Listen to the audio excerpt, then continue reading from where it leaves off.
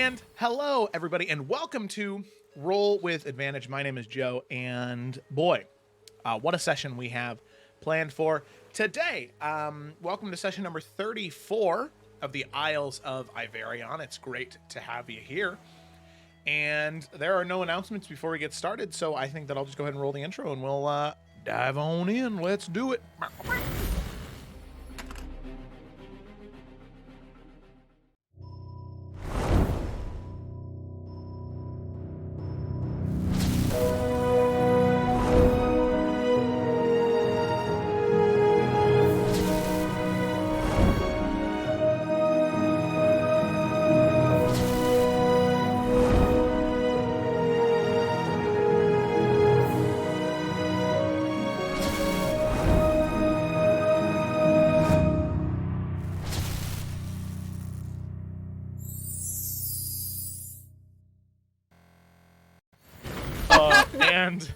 And we're back. Man, hey guys. I'm just saying, just for anybody listening after the fact or anybody watching right now, there's some weird energy today. So it's not bad weird, it's just weird. You'll see. So let's go ahead and dive right in. So as is tradition now in Roll with Advantage, almost every single session. Tradition. Sorry. Yep. The summaries will be done by the players as opposed to me. And just as like a brief disclaimer, because I don't think I really elaborated much on it before, I think this is a good tool for me to be able to, for one, try and keep the players accountable for the information that I give during sessions, make sure that they are understanding it. And also it gives me an opportunity to see what they think is most important about what happened in the previous session. So that way, in case something that I put as like a little seed, if they didn't pick up on it, I can try to go extra hard with it in the next few sessions. So that's just kind of why I like to do it. And there's not a right way or a wrong way. It's just the way I like to do it. So let me go ahead and pop on some opening music for you because Kayla, you'll be doing the summary today. Do you have something written? I do. Yeah. Alrighty. So with May that, I begin? let's get the opening music going. This track is called Previously On. So hopefully it does the job. However, it's not loading, so you can just go ahead and start. Okay. Okay, so returning to Sandpoint, the group was immediately met by Emeril on the docks. Nalfian wasted no time and confirmed. Nalfian accused Emeril of doing something strange to Nalfian's echo, resulting in attacking Twig and Eurydice. Now, Nalfian also questioned why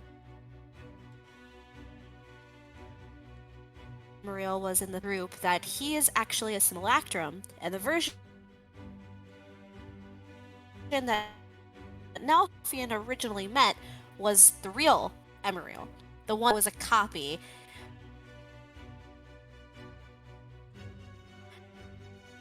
Emeril Prime has been corrupted by the Dark One, it seems, whereas this version of Emeril is different.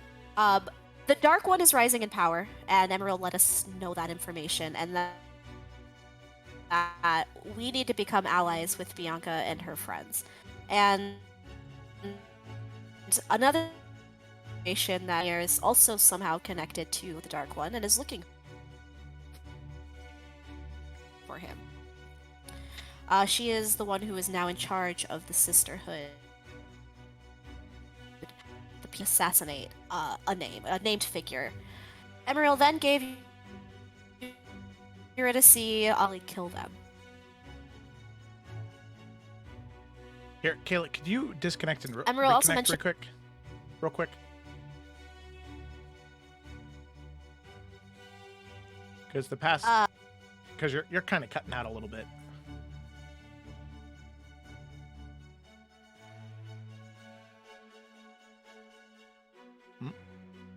Hello? Yeah, could you disconnect and reconnect real quick, maybe? I just did. Oh, you just did? Okay. All right. Keep going.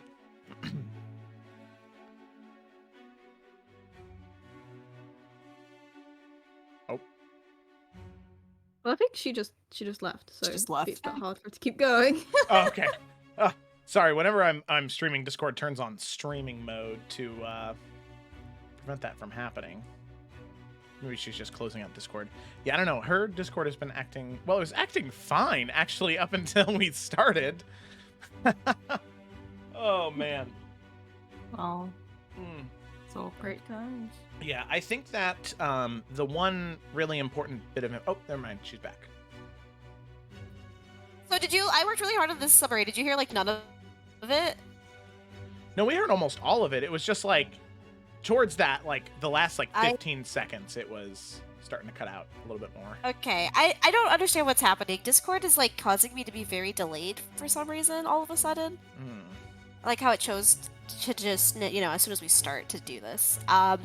Okay, so should I just start over, or... No, I think if you just start from Malice being in charge of the Sisterhood, that was where it started to cut out a little bit more. Oh, that's awkward. Okay. Sorry. So Malice Rainier is also connected to the Dark One and is looking for Nalfian. She is in charge of the Sisterhood now. Emeril then gave Eurydice the power to sever the Dark Friend's connection to the Dark One and kill them. He also mentioned that somehow Eurydice seemed familiar to him, but he wasn't sure how. Emeril stated that he is searching for Emeril Prime and then left in a hurry. Once returning to the Bartold home, Din finally confronted his father. His mother, bursting into tears from joy of seeing her thought to be a lost son, whereas Lord Bartold called upon the guards and carried on about something that had to do with the 8 necromantic alchemies, and why Din couldn't just stay away and die like the others. We later discover that this was a prophecy that a son of the House of Bartold would be the one to use these alchemies. Lord Bartold then attacked Din, resulting in Din having no choice but to kill his own father. Respectfully, the group gave Din and his mother space to grieve. During this time, Eurydice went to speak with Priestess Aida and learned more information about the Dawnbringer and the Dawnbreaker, who by some accounts was a champion of Pelor. Priestess Aida was skeptical of why Eurydice was asking these questions and then took one look at Lucky and likely pieced it all together. After a conversation with Twig, Nalfian went to have that coin melted down so he could bury it, where he then ran into his old fight master, Aldous. Nalfian was a good knight and resisted temptation, and was even able to learn a bit more about Emeril. Bishop Aida, my bad. The Emeril we met today had been working with the Children of the Flame in Romsgroth, and the other one, the evil one, has been sighted in Afera. So, with that information, Nalfian and the whole group returned back to the keep for dinner, where tension and emotion was still very high. But it was during this time that the party learned more about the Bartold prophecy and the truth behind Lord Bartold's actions. Aunt B also declared that she would be traveling the world now that Brandon had returned, which led into the conversation that now Brandon would become Lord and no longer be traveling with the party. Party also learned that Heather Scott had presumably, unknowingly, been involved in taking out Brandon's brothers at being on the payroll of Lord Bartold, but we weren't really sure if Scott was aware of what he was doing. Din wasn't sure how to handle this, and the party gave him their thoughts. The session ended with the party kind of leaving that decision up to Din, as Heather Scott would be joining everyone for dinner. Did I cut out? Am I okay? No, you're good. Yeah, you're good. You're good. You're good. Yeah. Okay. After you came back, I'm so annoyed. It I was worked so perfect. hard on that. No, and it wasn't until Okay. like the Sisterhood part that it started to cut out more. Okay. So it was good. That's it was a good summary. Yes. All right.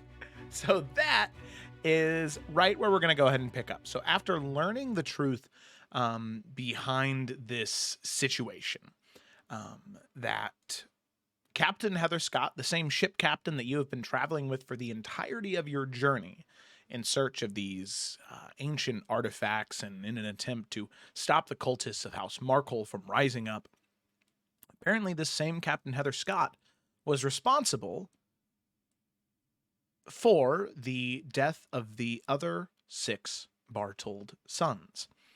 Now, you are unaware in this current moment if that was something that he knew going into it or if it was unbeknownst to him.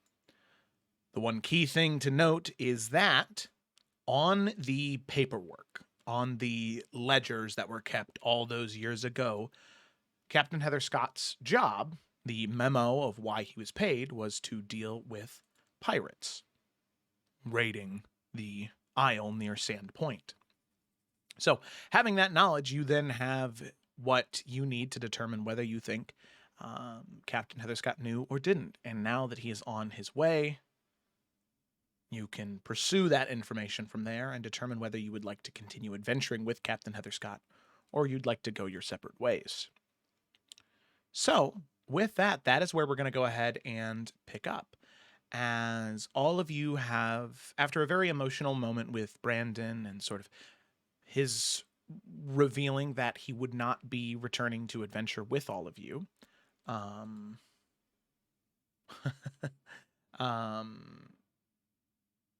adventuring with all of you, you sort of return back to a more neutral state as you continue to eat, and as the doors are opened by a pair of guards, Captain Heather Scott walks in the room.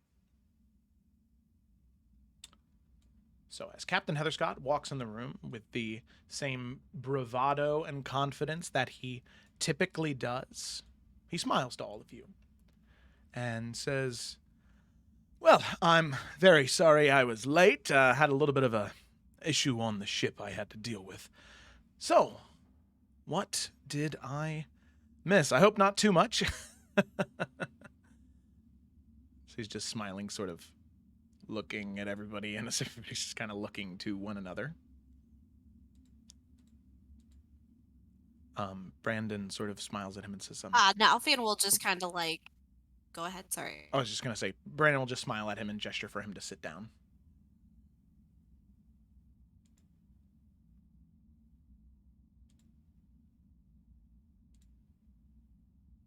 Okay.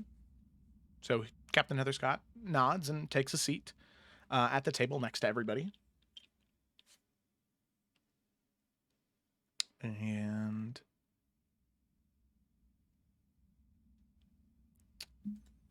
I mean, Alfian's not trying to purposely make it awkward. Like, yeah, I was just wondering if anybody was kind saying of anything. vibing and eating. Yeah, okay.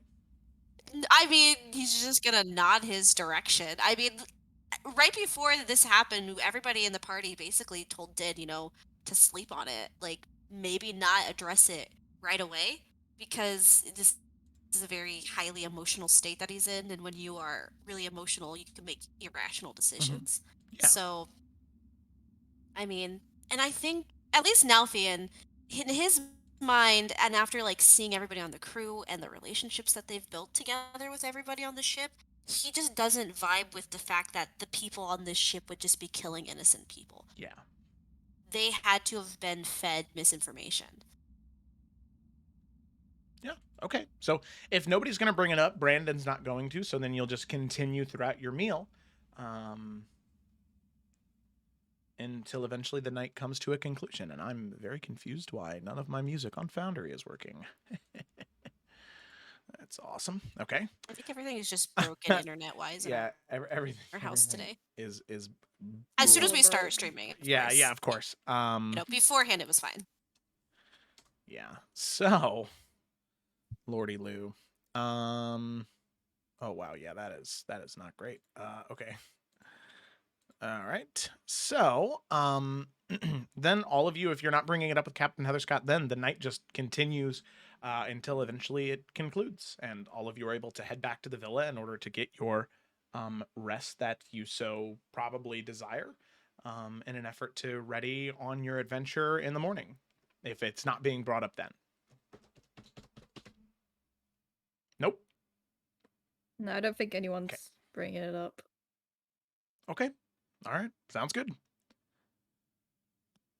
So, then, all of you finish out your meal with Captain Heather Scott, with Brandon, and with Aunt Beth, making small and light small talk. Man, this is really painful. And you eventually head back to the villa. And you rest for the night, unless there's anything anybody wanted to or needed to talk about in the meantime.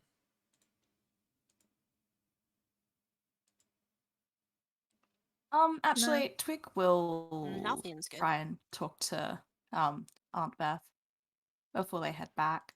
Okay. Sounds good. She'll just to like me. hang back, obviously, once the rest of the party's gone. She doesn't really want them to be around for at least this. Yeah. Okay. Yeah. So here, let me go ahead and Beth image. Nah.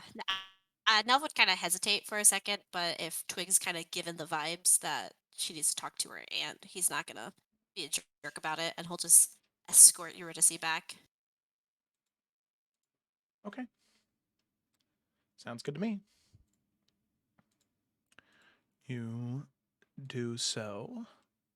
And wow, this is really terrible. Like I can't do anything on Foundry right now. I can hear music. You can? I Same. cannot. Yeah.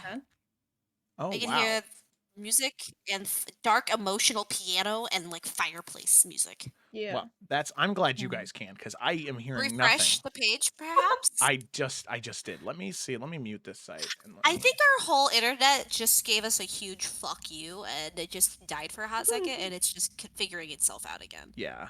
Yeah, I was like, oh, what are you trying to do? You're trying to do a thing? Guess we'll just have to go over 30 minutes. Mwah. I know. Because I feel like you're even cutting out a little bit, Joe. Yeah, it's so Not as bad as strange. Caleb, but like. Am I better now, or am I still trash?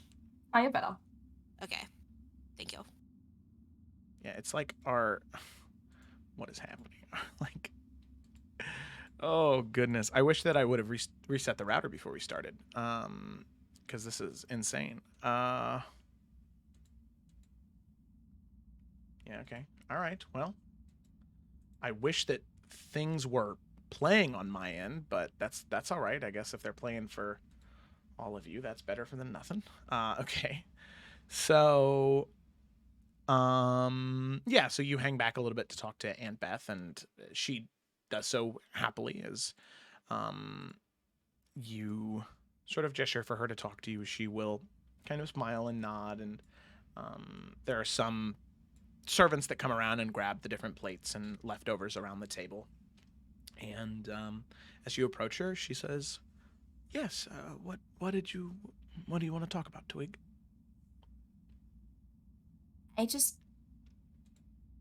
It probably sounds strange, but I just wanted to ask, what did Bomber say anything before I came here? I mean, did she say anything about me?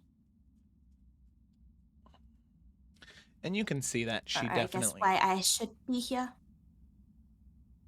You can see that she definitely sort of.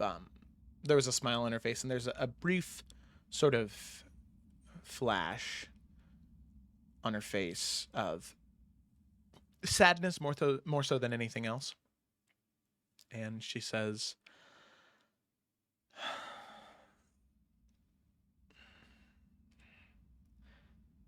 "She didn't say much. What she did say is that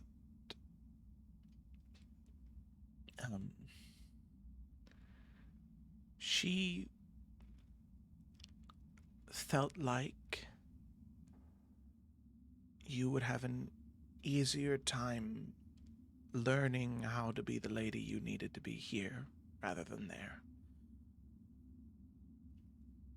And I didn't really Wait, know. so you know? Know what? I'm assuming she was just saying that because she wanted you to end up like me, I suppose. Luckily, marry into some noble's house.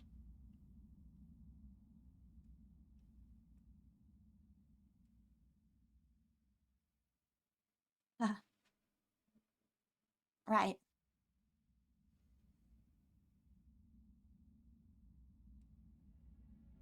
But that's all she said?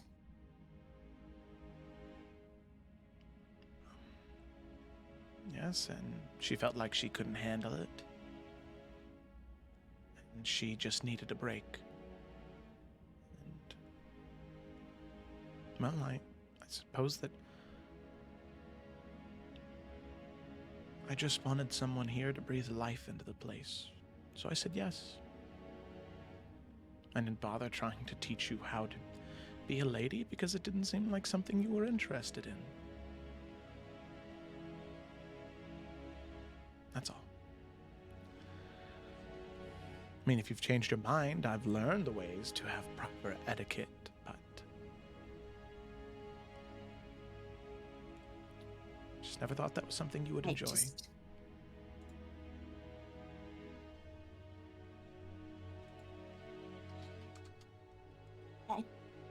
I don't think I have much of choice, though.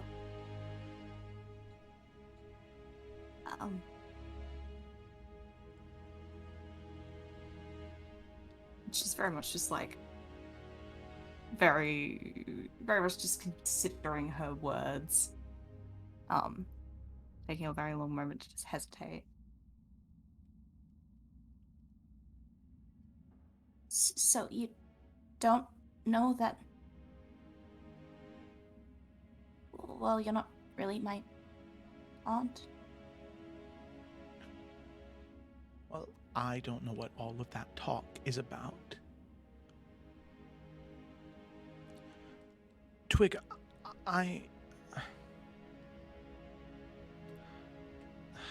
No, that was... She was... If she was expecting all of that to happen here, and none of that happened. But it was meant to, and... Well, if she was saying that you were meant to teach me things, then you should have. Oh, I always thought that it was her place to tell you, but I can tell that you're very upset right now, and... Twig, it doesn't matter to me if you were adopted. Regardless of where you came from, you ended up here. And even if I'm not your aunt by blood, you are still my niece, and I still love you very much. And she kind of gets down on one knee to look at you and says, and for whatever your mother wanted for you,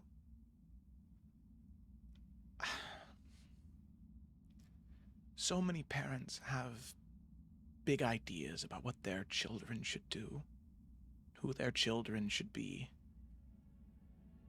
Adults, teachers, all of these people try to tell you how to live your life and what you need to do.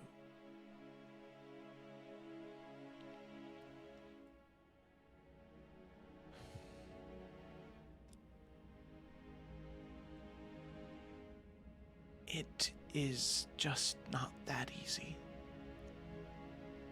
It isn't. I thought I knew the right way to do things. Thought I knew what I needed to teach my sons for them to survive. It didn't matter. But with Brandon, I did things differently. I didn't try and stop him from making mistakes. I let him make them. And I was there for him whenever he did. He forged his own path. Granted, the last 12 years or so, he had to. He had no choice, but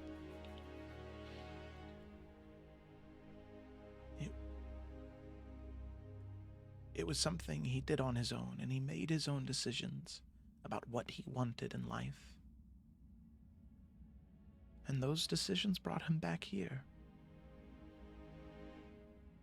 Would I have been upset with him if he came back home after all these years and said he didn't want the throne, that he didn't want to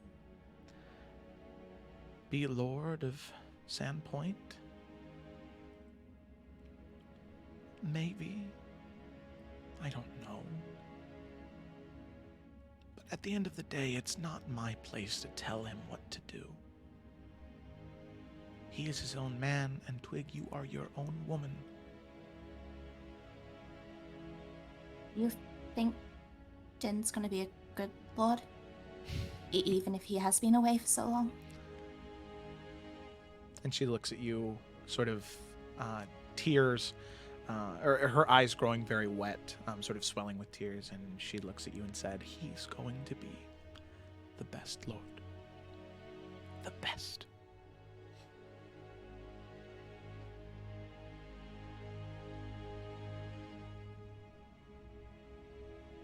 He's been away for so long.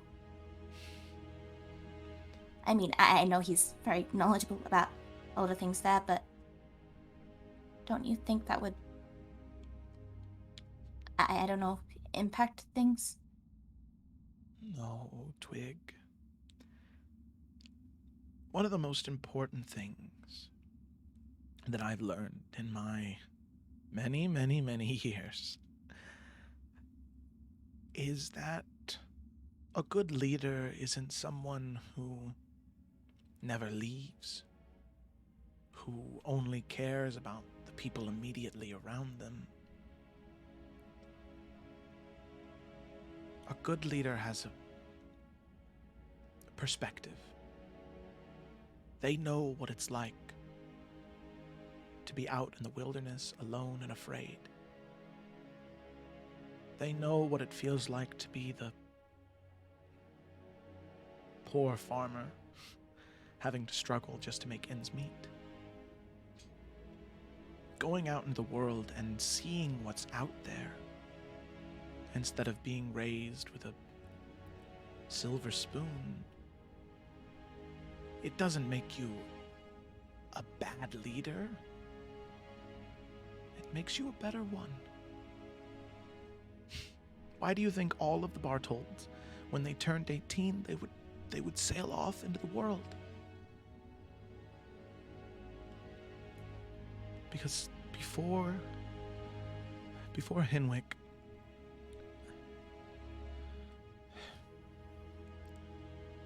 Henwick didn't used to be that way.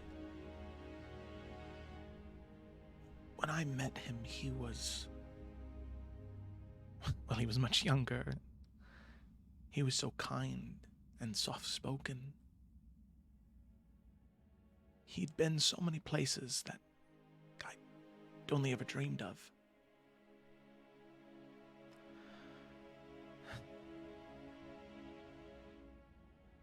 And the first few years of him as Lord, the people had never been happier. He cared about them because he knew what they had been through. So if one day, if you do decide to become a lady, and you do decide that you want to get married, and I fully support you in that, Twig, but I just don't know if you'll like it. Well, I just...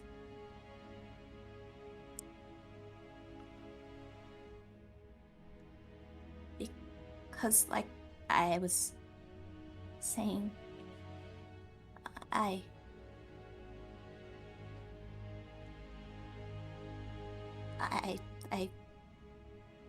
already am a lady.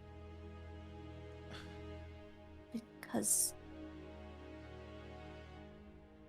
well, because I'm from House Forrester.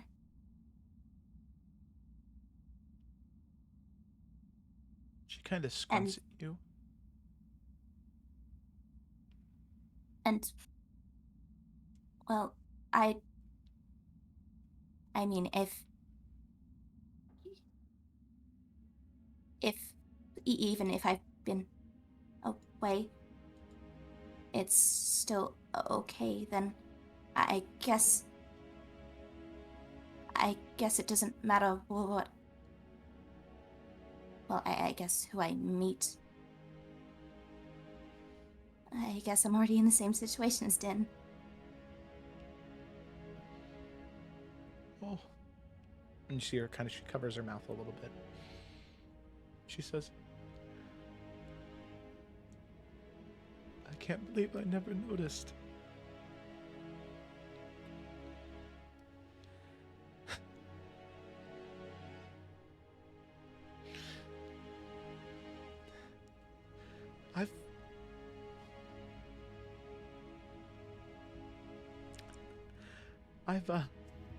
She just laughs a little bit.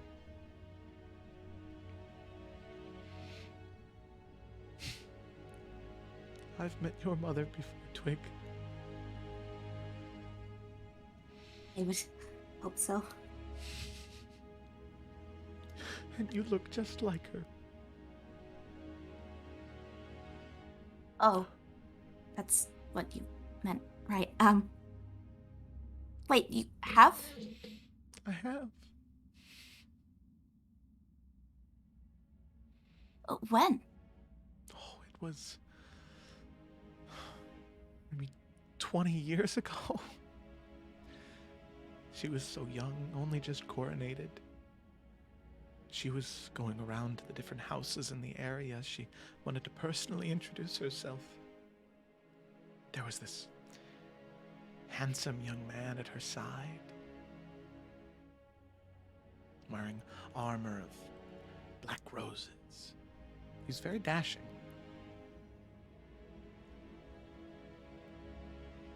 And they were so sweet. And it seemed like just around them, everything was so much brighter. Flowers would bloom when he walked by them walking together.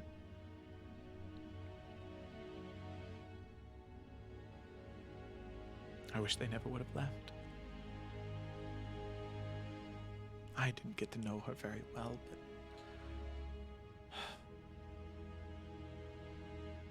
she was such a beautiful woman. So kind. Is it Elizabeth, right? Yes.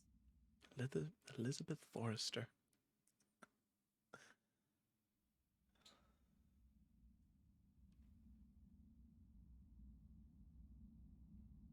And it was Nullivia with her then?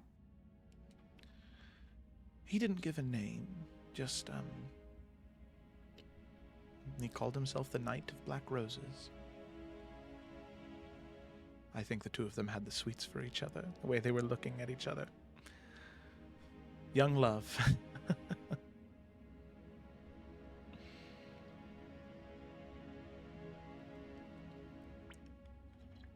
Wait, so you mean they're together like that? And she kind of does like an awkward a child is asking me about that. Well, sometimes there are ways that grown-ups look at each other that says a little bit more than I like you like a friend. In fact, she kind of looks up towards the door to make sure that the other two are gone. Those two that you travel with, sometimes there's a similar look between those two. Oh, I don't think that would be true. At least not now.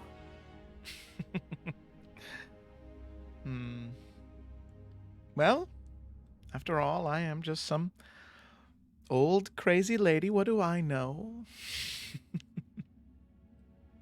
I mean, evidently a lot.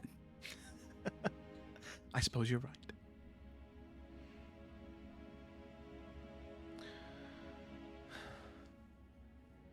Well, everything makes a lot more sense now, I suppose. I had heard what happened in the Forrester lands.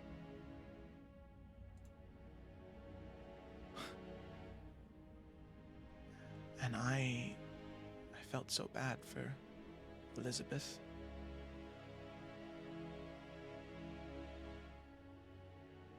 Never knew she had a daughter.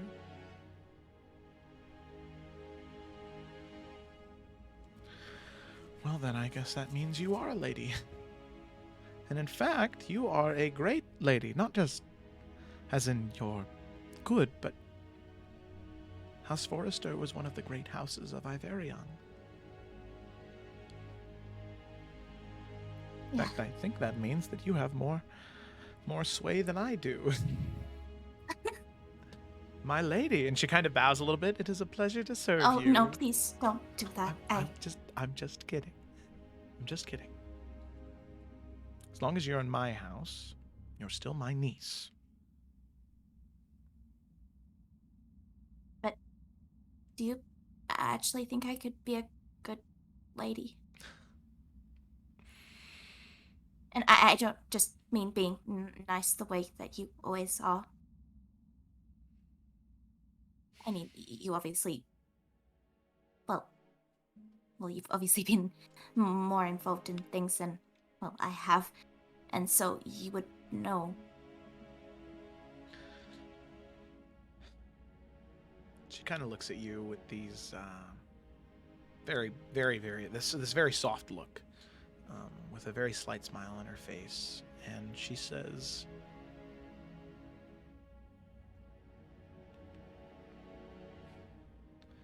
Twig, you still have so much left to learn about life and people and the world.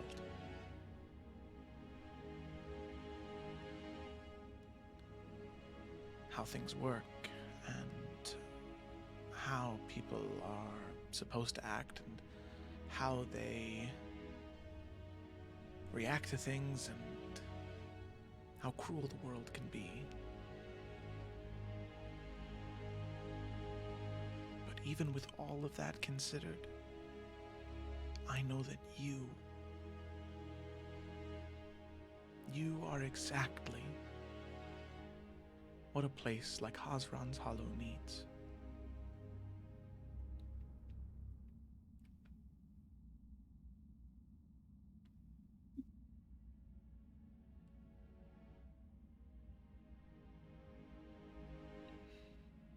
I guess probably like starting to like tear up a little bit at this point. Well, thank you. No. I just hope I can be. And she just kind of looks at you and smiles and goes, "Oh, you will be, and come here." And she just hugs you, pulls you in tight, gives you one of those nice tight aunt hugs, squeezing you a little too hard. You feel the air kind of exit out of your lungs a little bit. She's just squeezing. Oh. Yeah, let's go a little bit. It says, you know, it seems like as soon as you come back here and as soon as I just begin to realize how much I missed you, you're just going to be heading out the door again.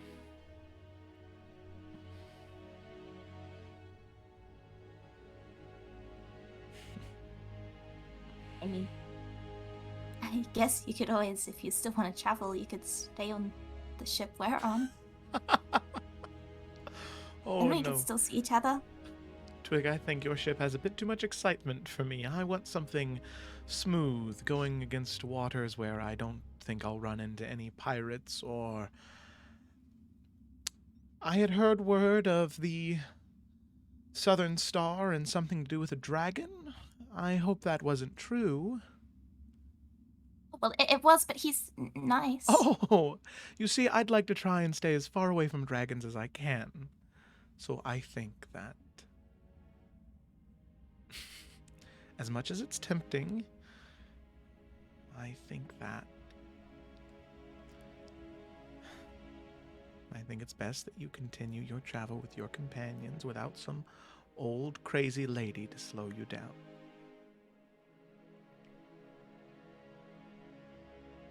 I will miss you, though.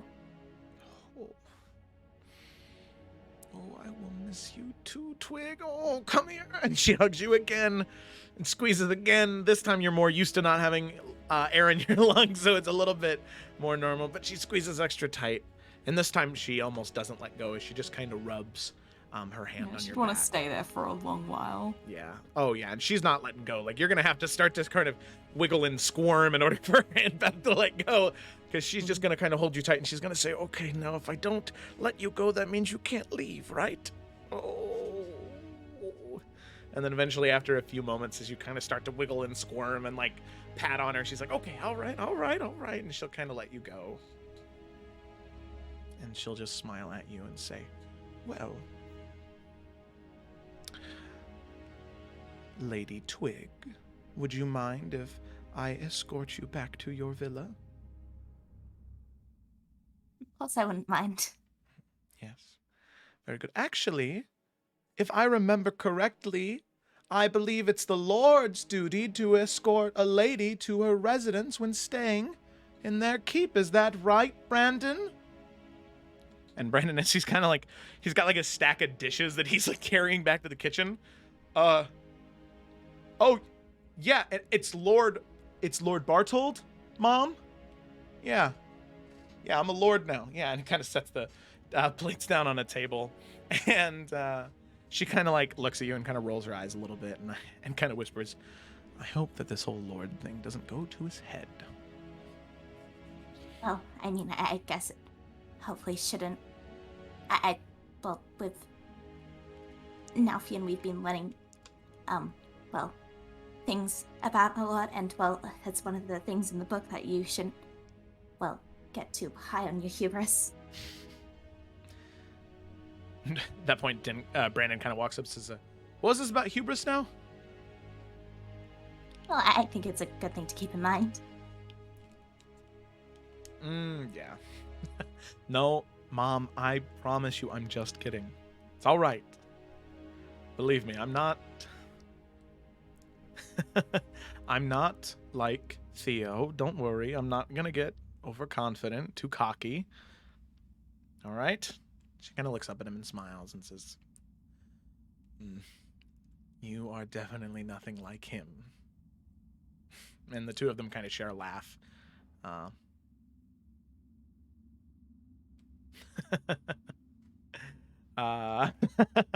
As you can tell that they, speaking of one of Din's brothers, they share a happy moment together. And then Din kind of looks down towards you, Twig, and says, well, my Lady Twig, it would be my greatest honor to deliver you back to your villa for your stay at Sandpoint, if you would be so willingly gracious to accept my offering. Yes, most certainly will, good lord. I'm just gonna do like a little curtsy thing. Oh, and he'll bow. And Aunt Beth will just laugh. And he'll he'll say, now, my lady, of course I could always, we could walk hand in hand, but, you know, I think that I haven't exactly been able to get that good of a workout in today, so maybe if you'd like to get a good view of the city, you could ride on my shoulders if you'd like.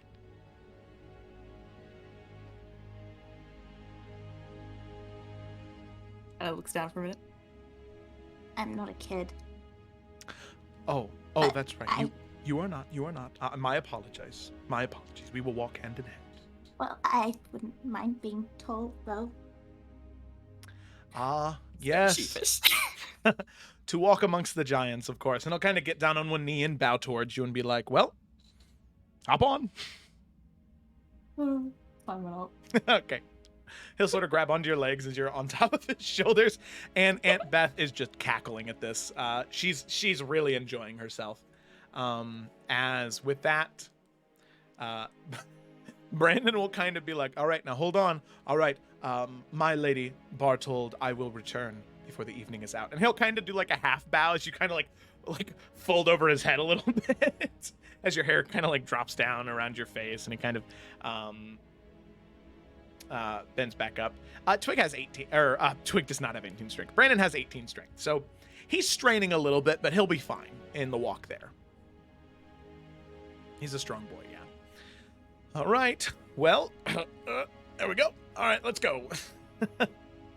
And with that, Aunt Beth will wave bye as the guards open up the gates and the two of you walk back towards the villa. It does take a little bit longer, and you can tell towards the end the conversation that you two are having kind of pitters off as he's breathing and just kind of, whew, okay, all right. Yep, we're almost there. Okay.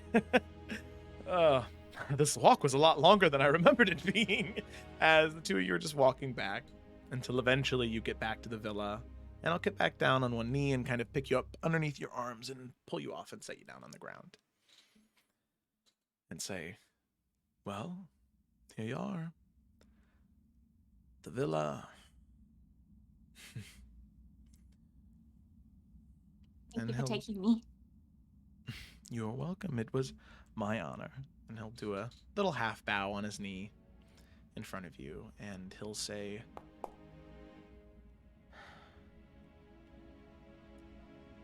Twig, I just want to thank you one last time.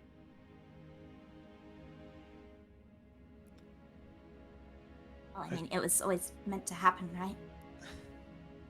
Fate would have brought you back no matter what. I guess you're right, but I think you sped along the whole fate thing. If you hadn't made me message my mom, I probably would have put it off for far too long. So, thank you. And I want you to know that whatever happens on your journey with House Forrester, whatever it may be, I want you to know that you have my unwavering support, not just as your cousin, because regardless of blood, we are still cousins. We've been through too much to not be. House Bartold will stand behind you, whatever it may be. Because that's what cousins do. They protect each other. I give him a big old hug at that. Yeah, and he'll hug back, and not as tight as Aunt Beth, but just a light squeeze, and he'll recoil just a bit and say,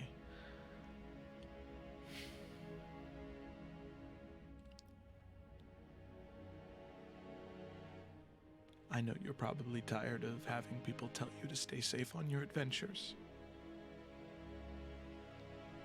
But listen, you have a knight now, and Nalfian's a very, very good fighter. But just please try and stay extra safe, because I'm not going to be there, okay? Okay, Okay. All right, you promise? I will. Okay, pinky promise, come on. She will. All right, and stamp it. You gotta stamp it. You bring the thumbs together. Or you do the pinky promise, and then you touch your knuckles, and then you push your thumbs together. Literally never heard of this. Oh, that's called. There's Yeah, that's called- variations. yeah, that's called stamping bro. it. It's an extra sacred pinky promise. Wow. Okay. There we go. There you go. All right, stamped it. That's verified now. That's an official royal document of House Bartold. All right. All right. Okay. As long as you're gonna be here when we get back. Oh, you know it. I can't leave now. We got too much stuff to do. Oh. Oh, I thought being a lord would be so much fun when I imagined this at 16, but it's really so boring. Oh. All right. All right.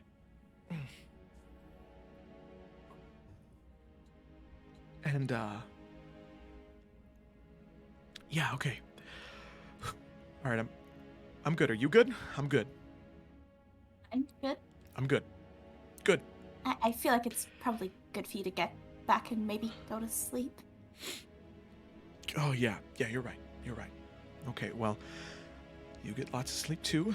You've got a long journey ahead of you. And listen, as soon as you dock in whatever port city you're going to, I expect to get a letter, all right? Well, it would take a little bit to get there. Now that I don't have you to be able to just talk instantly to people. Oh, you know what? You don't need to send a letter. Every once in a while, I'll check in. Just see how you're doing. Well, please do. I will. All right. And he'll give you one last hug. And squeeze a little tighter. And while he's hugging you, say, I love you, Twig. I love you too. kind of rub your back, and then stand and sort of press down on his and wipe down on his tunic and straighten it out. And you can see a poise to him, a confidence that he definitely did not have some 4 months ago when you originally found him in the archives. You can see that everything that he learned when he was 0 through 18, it's all starting to come back. And he really does look like a lord. He smiles down at you. Says, "Good night, Twig." And he'll just lean over and kiss you on the top of the head and then walk away.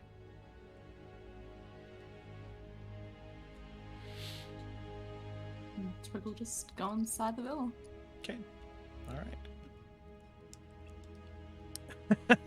Yeah, and just you, at that point, having circumvented it all the way around, taking the long way in order to get through all this racing, as Din is leaving and just out of sight, you can see the small ball of fire beginning to make its way down the path, followed by a sprinting Nalfian as him and Lucky are just sprinting back to the villa. No, funnily enough, Lucky nat 1.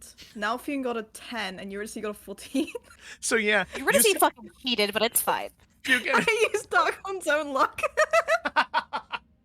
so you can see in that moment where there is so it looks like Lucky and Nalfian are pretty close neck and neck as they're just sprinting down the way trying to beat Eurydice. Eurydice's lagging behind a little bit, but Lucky, you can tell that he's not exactly used to like running in dog form yet. But eventually there's this odd thing that happened, Twig, where you can see just like this branch kind of jut out of the pathway next to the road, and it trips over Lucky, and Lucky kind of does a roll, and Nalfian kind of trips over Lucky and does like this roll, and then Eurydice is able to just blaze past the two of them and make her way to the villa first. That was Something that- happening? that Why was- are you all running? Don't worry about it. I challenged a race and I won. So, are you okay? You alright? You know. Yep. And now it's gonna do that thing where he like takes 2 fingers, and, like points to his, and then points to Eurydice. He's watching you. Okay. I mean, You're I just- feel like knights should be faster than that. Twig's just like, Yeah. Alright, alright. Nice Well, looking. in my defense, I'm pretty sure I had that race won, but somebody over here used magical means to cheat, and I don't think cheating is very knightly. Am I I right? don't think you can prove that at all. I think you have absolutely no evidence that I Twig, did my anything. dear, what color are Eurydice's eyes right now? What color are they? Are they in demon form, I'm guessing? They Yeah, are. they're You red. said they flashed with magical energy, you bitch. You can't take it back down. You said it. It was Yeah, canon. They're red. Okay, they're red. Yeah, we're gonna just narrow her eyes. I was just, he's faster than me naturally, so he was using All what right, he there had, you so are, I was and using what I I had. am the fastest knight in town, damn it. So I don't think there's many people to contend to you there. good point. But I still won, fair and square, because knights don't cheat, Eurydice. Okay, if it makes you feel better, you won. All right, I feel great. Lucky you I did was great just too. talking to Din about hubris, Nalfian. Ah, I feel great that I was able to display that I am fast, but not in a way that is overly confident. He smiles. Or clap. More applause. Lucky will go, "Were you lying? You I said that funny, like you didn't mean Side it." check, is he genuine? I mean, he's okay. He's learning. Okay, he's learning. Okay, he Look, I didn't realizes. need any information to know that. Yeah, nah, yeah. It was a good race, overall, and he'll offer his hand to shake Eurydice, Oh yeah. and then Okay. I guess a paw to shake Lucky's hand.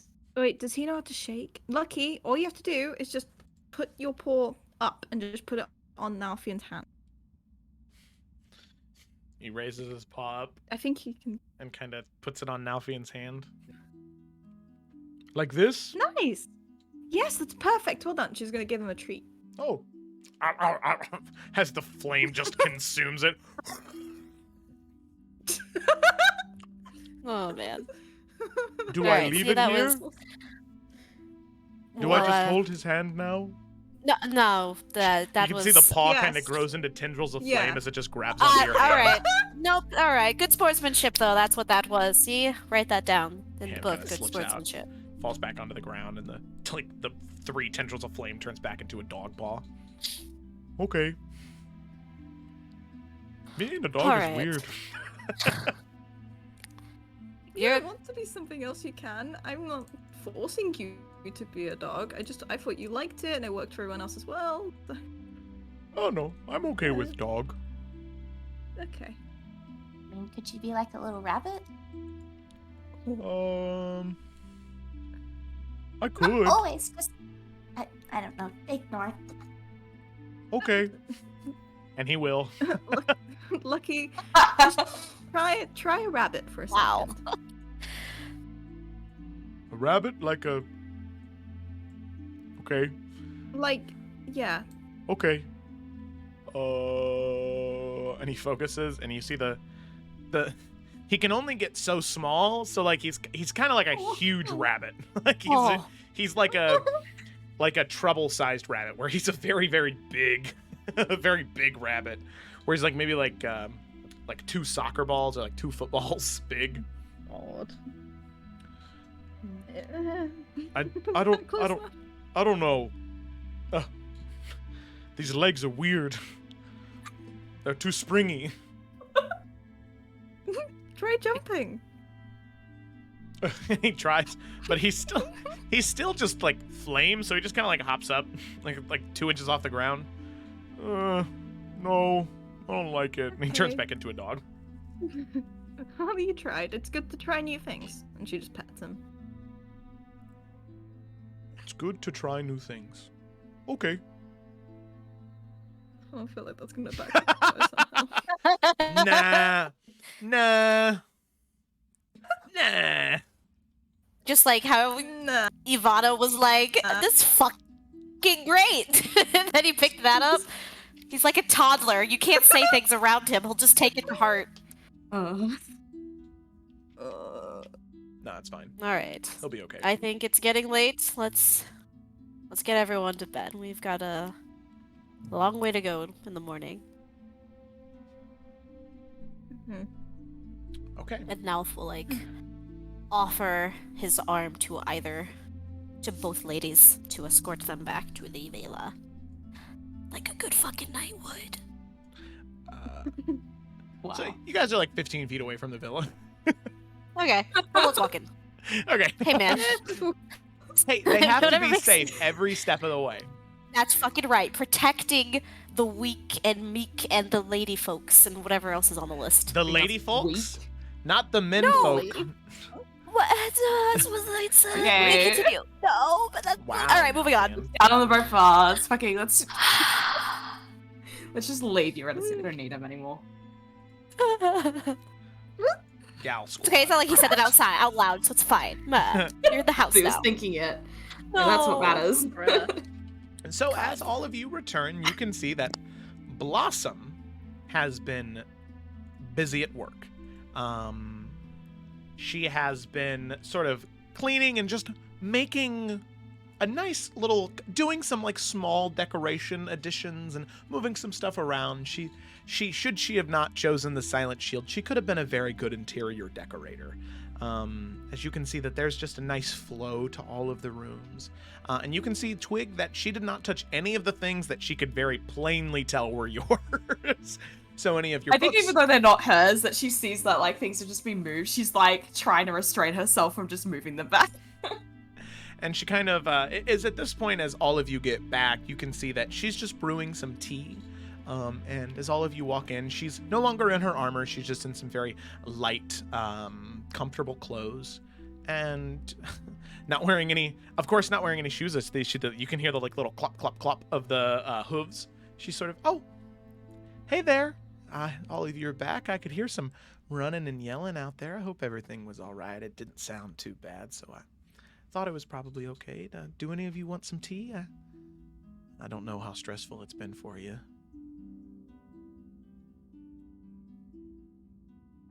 Nalfield will just kind of like look around the room. It's weird to have it. The feng shui has changed in a good way. I'm sorry. I can change it back. I just thought, I don't know. I just thought no, I no. think it looks nice. But you didn't have to do any of that. Well, it was either this or take up a new hobby, and well, didn't exactly know how much time I'd have for embroidery while we were on the ship. So maybe later. I think I'll pass on the tea, but thank you. All right. What about for you two? I would love to join you for tea because then you can tell me more about Theodore. Of course, I'm happy to. And she'll Yes. pour 2 little cups of tea. And set the tea off to the side and sort of sit down and begin to sip on it and sees you, Twig, just kind of like looking at things. Twig, is everything all right? I know that I moved some things. If there's anything you'd like to move back, I have no problem with it. I was just looking for something to do today. No, everything's fine. I'm gonna go to my room. Okay. I'll take you up there. And I'll just kind of give her a soft smile.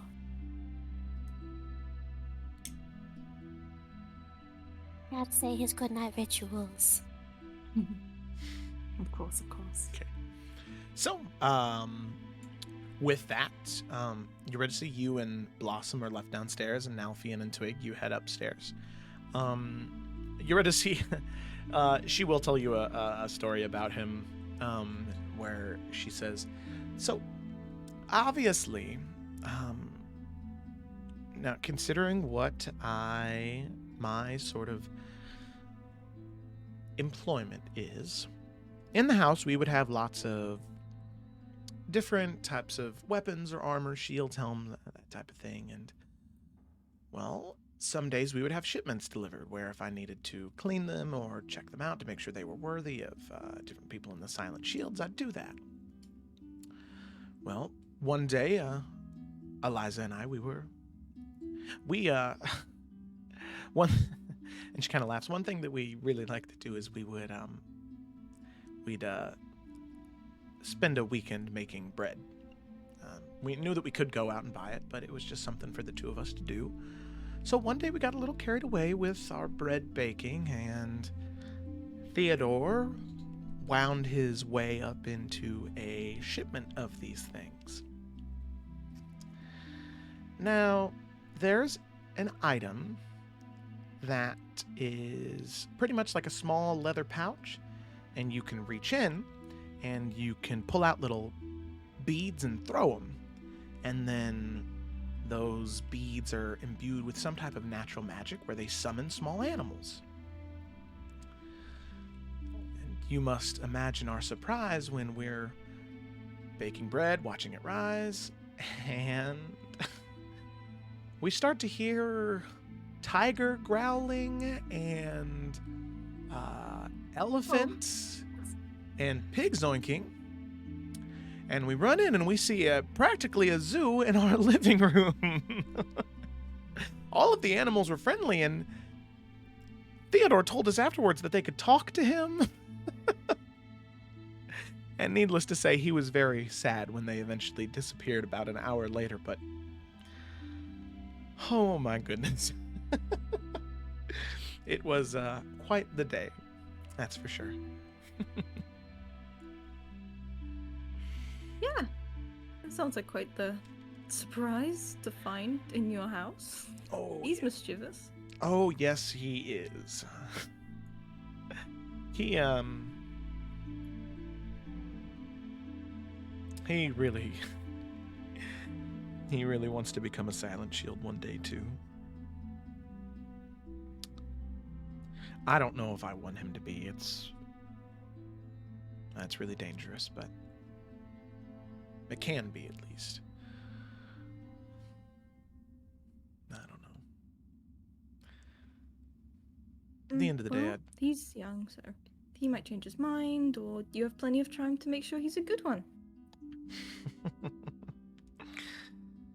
No, you're right about that. You can see that the two of you maybe talk for a little bit more, till eventually the tea runs out and she kind of gives a yawn. Or they kind of give a yawn. Oh. Well, I think that it's time to hit the hay, for me at least. And I do want to just say, I am excited for wherever this venture takes us. You spend so much time training and inside the safety of walls. It's nice to get out a little bit and finally start to do the things you've been training for. I can imagine it is much more interesting than reading about things and... Well, experiencing it has downsides, but it's definitely not boring. That is true. They definitely do have some downsides. Oh. Well, all right. Have a good night, Eurydice. You too. She's gonna also go to bed. Yep, She's with tired. that. Yeah, Blossom, they'll go ahead and get up and head upstairs and head to sleep. And with that, all of you wake up the next morning, clothes packed, prepared to head to the ship. Now, as all of you awake and step outside, you can see that there are 2 columns of guards in front of the villa. Standing at the top of these two separate columns is Aunt Beth and Brandon. As the two of them stand there, Brandon smiles, and you can see that he's wearing his, like I said, wearing his very lordly clothes, dressing the part, and says, "I hope it's all right. I figured that we would give you a hero send-off. Thought it's only fair, considering everything you've done so far." Is it like a lot of people, or is it just like Well, Brandon right- and his mom? Well, right now it's Brandon, his mom, and 2 rows of guards. So Oh, fancy. yeah, there's about 12 people right now. But you can tell that there are people like towards the edge of the gate that are kind of like looking down to where the column of guards headed to. And knowing where all of you were staying, you can kind of gather that there might be a larger crowd amassing closer and closer towards the Oh, ship. God. Okay. Nalfian will just like offer to take Twig's hand because, you know, she doesn't vibe well with large crowds. But he has a grin on his face. He's not mad about it.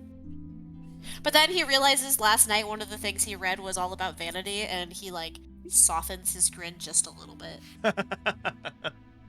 Yeah. Nice. Yeah. Look at that. All right. But we'll go forward. Okay. So all of you begin to march and walk with the guards flanked on each side of you. And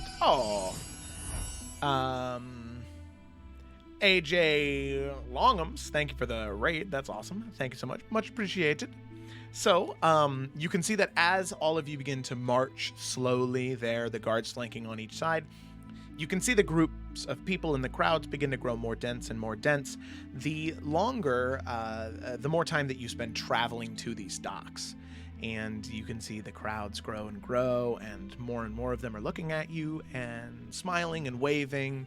For one, missing you, having known that you were the ones that saved the town from Bishop Vizira and her malicious tactics, and now know that you also saved Highland Pass. I mean, you're getting some celebrity status. You're doing things, and word's traveling. So, as you're walking, I'm assuming that Twig is getting a little visibly nervous. Yeah. She's starting to, I guess, like, I feel like Nalfian, since he's, like, holding her head more, I can feel that she's, like, kind of she's trying to stop herself, but definitely getting that energy of just like she's ready to just pull up her hood and just hide behind it.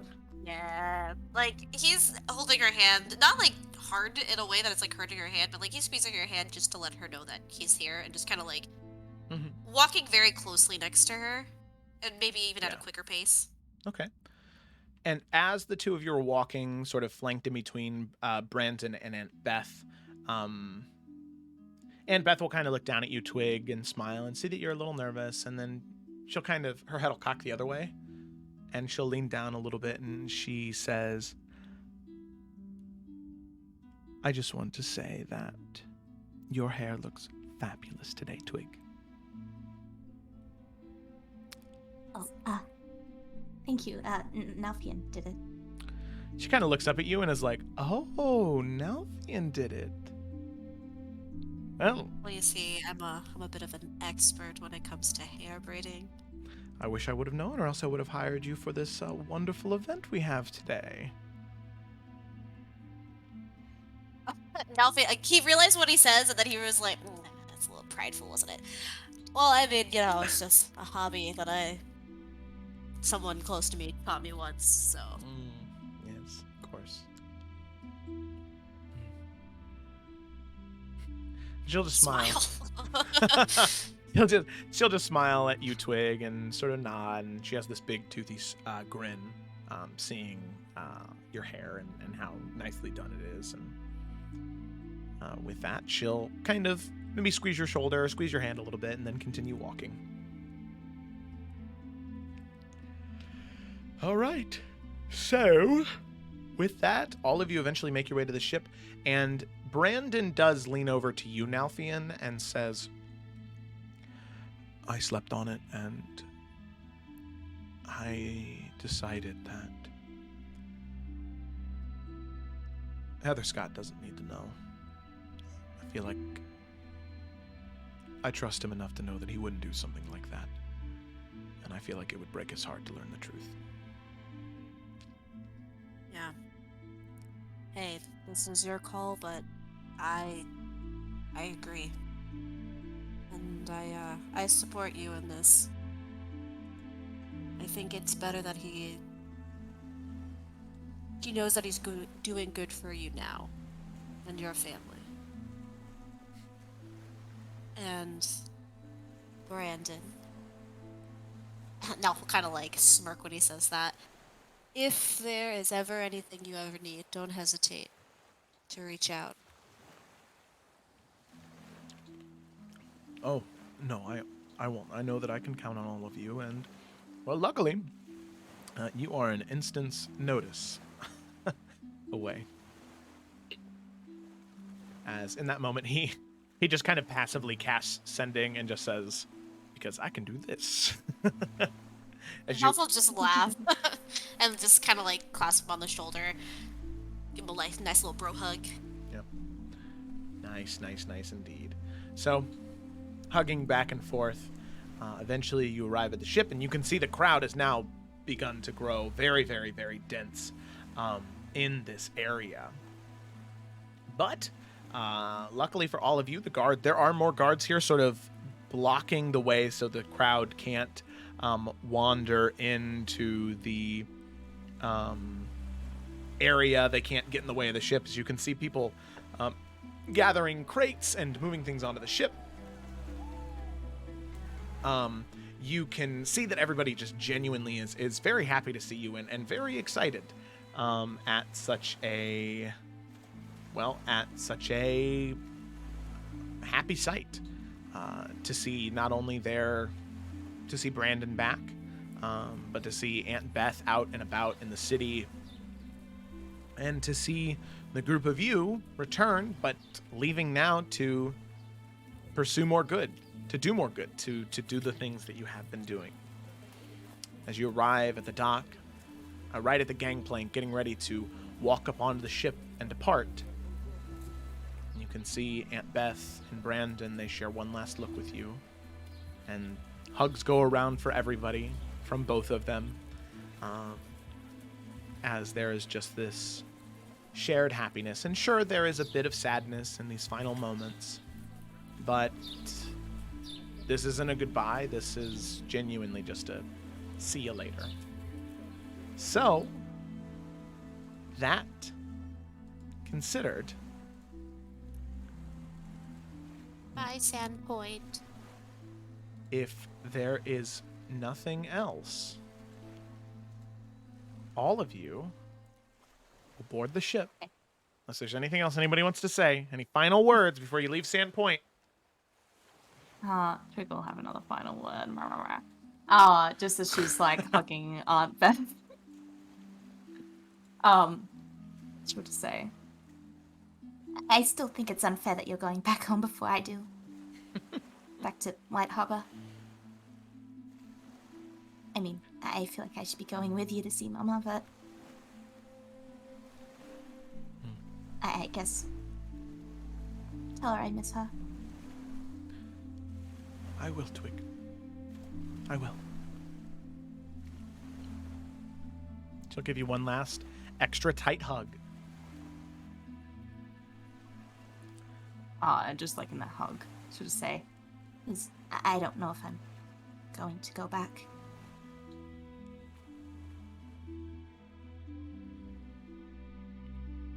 And she'll say, that's okay. You don't have to.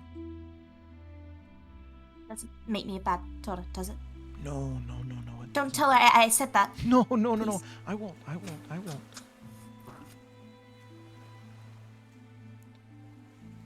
I do know that if you ever do decide to go back, she will be happy to see you.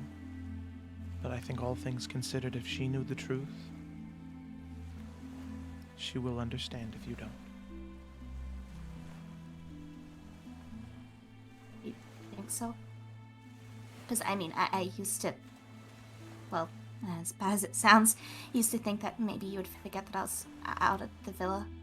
And I would just be able to just, I guess, stay out there in that forest. And not go back. Twig, you are many things, but forgettable is not one of them.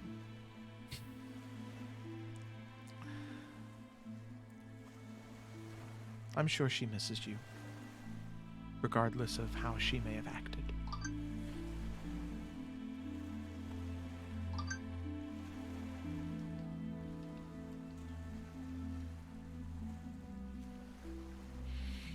Well, goodbye then. Goodbye, and safe travels. And with that, all of you can see gathering around very many familiar faces. Of course, that of Aunt Beth and Brandon, but you can also see Bishop Ieda standing at the docks looking towards you. Aldous, of course, standing at the dock looking towards you. You can also see that of Overseer Marley, the woman who had taken you to the mines originally when you had found the Dowie ruins down below and killed that awful woman, sort of capturing those children and sending them off. Actually, at this point now, too, you would be able to see some of those families that had children stolen from them. You don't recognize any child in particular, but one thing you do recognize is one small little owlbear toy. Obviously a replacement for the one that was lost, but you can now put a child's face to that toy. You also see Captain Darren, smiling, looking towards you, standing closer to Brandon and Aunt Beth, smiling and nodding as you leave. And then Nalfian, you even see, seemingly having taken a break from the fighting ring and the fighting pits, the person who now is the reigning champion, Bekla, Cool. who has... Is Aldous here? Yeah. Aldous was one of the first people I mentioned. Yep. Okay. Yeah. Oh, okay. Nalf will resist the temptation to flick him off in a friendly manner, but he won't do it. Yeah. Okay. So you can see all of these different people. You can also see Connoisseur Balthazar, sort of looking at you very sad. Eurydice just kind of like waving by.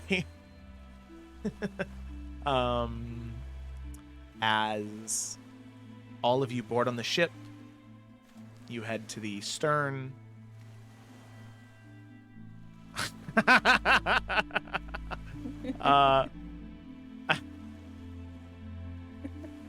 Aldous will message you back, just responding to it, and say, "Well, you damn near got your hands fuller than they can hold." Gross. What?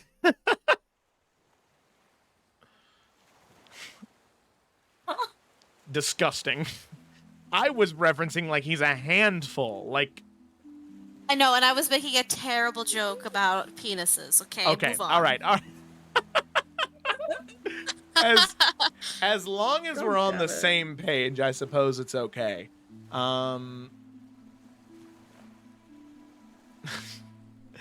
So, with that, all of you hop onto the ship on the stern, looking out as Brandon, Aunt Beth, as the ship is beginning to part, Aunt Beth kind of hands him like a bottle, like a glass bottle of some type of liquor, of some type of wine or champagne, and then they're kind of talking back and forth. And he's like, "No, I'm not gonna throw that at the ship. That's so stupid. I don't want to do that." Lol. She's like, "No, you have to. You got it. It's good luck." Okay, and he just kind of throws it, and it slams into the ship, and it breaks. The champagne drips down the sides, and he's just like, "That was a waste. That was a waste of a bottle. It's okay, but." And she just kind of like smacks him on the shoulder and sort of shakes her head. As with that, the ship begins to depart, curls around the island, and begins to head out into the Isles of Iverion, the seas ahead of you. Now, right there, that is where we're going to go ahead and take our break. I know it's a little early, but it's just the best break point. So what I'm going to say right now is, as you are traveling, just for brevity, right? We've already established the crew as an entity, so we don't really need to spend too much time having like conversations with them, as I think the journey to Sandpoint was. This was Joe saying we're being cut off. Yeah. Yeah, we're doing a hard cut on all that stuff. So when we come back, 2 weeks of time will have elapsed on the ship. As you are now making your way through the Isles, just kind of coasting your way through, as it's going to take you about probably about 3.5 to 4 weeks in order to get to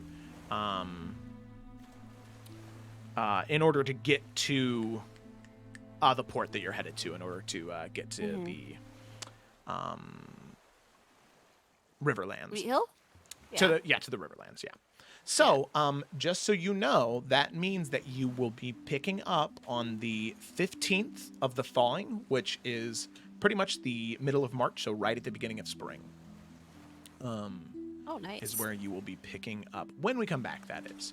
So, when we come back, we will be taking a look at whatever the party sees that causes them to stop and maybe take a small detour. Whoa. With the frizz? No way. All right. Here we go. Break time. Be back in a little bit. Cruising on down Main Street. What was that? Does anybody want to donate $11? You know what? I'll donate $11. Wait. Hold on. I got you, fam. Don't give money to children. I've got a better idea. Don't give money to children. Quote me on that. Someone clip it. I'll give you one of my flashes of genius. What the fuck? Oh my god. What? Oh my god. The fuck is happening? That's bullshit, Joe. How the fuck That's bullshit. happen? That's bullshit. Do you still have inspiration? You do. Use your Christmas inspiration. Use your Christmas Use your inspiration. Christmas You need to inspiration. use that inspiration. Oh my god. I want to use the inspiration. That's bullshit. You just roll the one. You just roll the one. It gives you a reroll. It's like a point of luck. I can't reroll both of them. No, you can't reroll both of them. Just a normal roll. Are you fucking kidding me? Joe, no. Throw it out. foul. A fucking call foul. So, Guess we're gonna attack alas- the pretty cool. This is really unnecessary, by the way, but we're doing it anyway.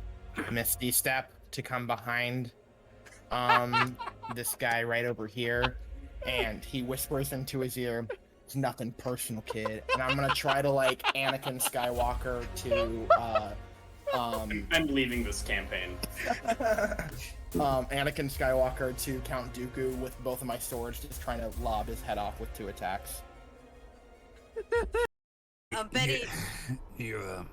Don't mind, you got some of that spittle in your beard again. It all froze. I didn't know what I'm doing with me. I'm just saying. A little There's no messy. reason. No reason to Why is cause it so a dark? fuss. Do I'm you gonna- brush? Is that blood? You just spit blood?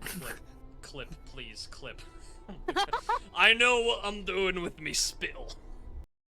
And obviously in a lot more details, but Yeah, you know, of course. taking that 10 or so minutes, and then just humming like a little lullaby-like melody, just until she knows that she's asleep.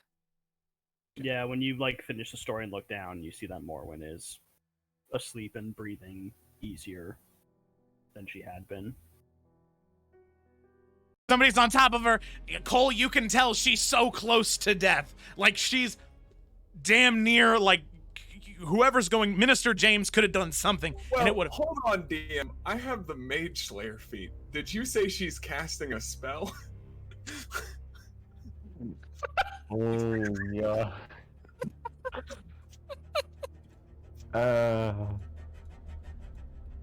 Maybe there'll be simple riddles like, what does the fox say? Fuck you. We're just gonna look over to Alice. I'm gonna what did you say the satyr's name was? Ptolemy? Telerin. Telerin, okay. I'm And I'm gonna look to everyone else. Okay. Alrighty. So all of you begin to ride that way, and as soon as you get within range, after moving your way through the fairgrounds, which as of right now are a little dull, it's about noon, so there are some small games happening, and you can see there are a few sparring matches going on. These people anywhere between plate and chain and... No, if we go... We don't know what we're doing. How would they know what we're doing? Exactly. That is genius. Gods, if you can hear me, I think we need your help.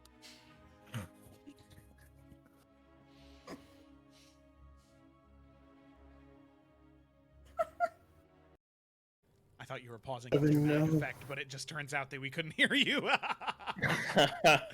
Evan is lost in time as well. Well, I thought of a question, so maybe we can retcon that and Bianca can pipe up and ask hers while Evan figures out his crap. Oh, Oh, there he is. Oh, wait. Ah! Oh, no. Oh, no, he's gone again! Oh, there he is. Okay, where he's back. It's all good. From the movie with Bradley Cooper. Oh, God. The American Sniper. Yeah, that guy. Luckily, Jareth was that guy. Okay. Chris Pyle. Yeah. Whatever his name is. Abby, day 2. Save code. Apartment? Okay, got it. 30. 23. Oh, McBoy Doodle, I go to bed. Hope you have a great day and kill lots of funky zombies. Hey, there's a... Literally. Now sticky as well. No. Grot can't be hot, bothered, and sticky because that has a different meaning. And Whoops. I can't let that happen on stream. So, I will say that as you are... Give him another thumbs up and wink. You know, people often think that's hard to do, but it's easier every time. Acting is the easiest job on the planet. Nothing to it. Oh, Alright. so goofy. Well, I don't want to waste any time. I'm gonna go and sit by the river. I just think best out there. We need to put a stop to that. That makes me very uncomfortable. Well, let's worry about the tyrant that's coming here first, shall we? I mean, there's nothing wrong with me. I'm a functional member of society. Debatable, but If I had a okay. negative 10 to insight, I would still call you on your bullshit. Is he all right? What is happening? What is going on with Oh. Ferdinand? He is not alright.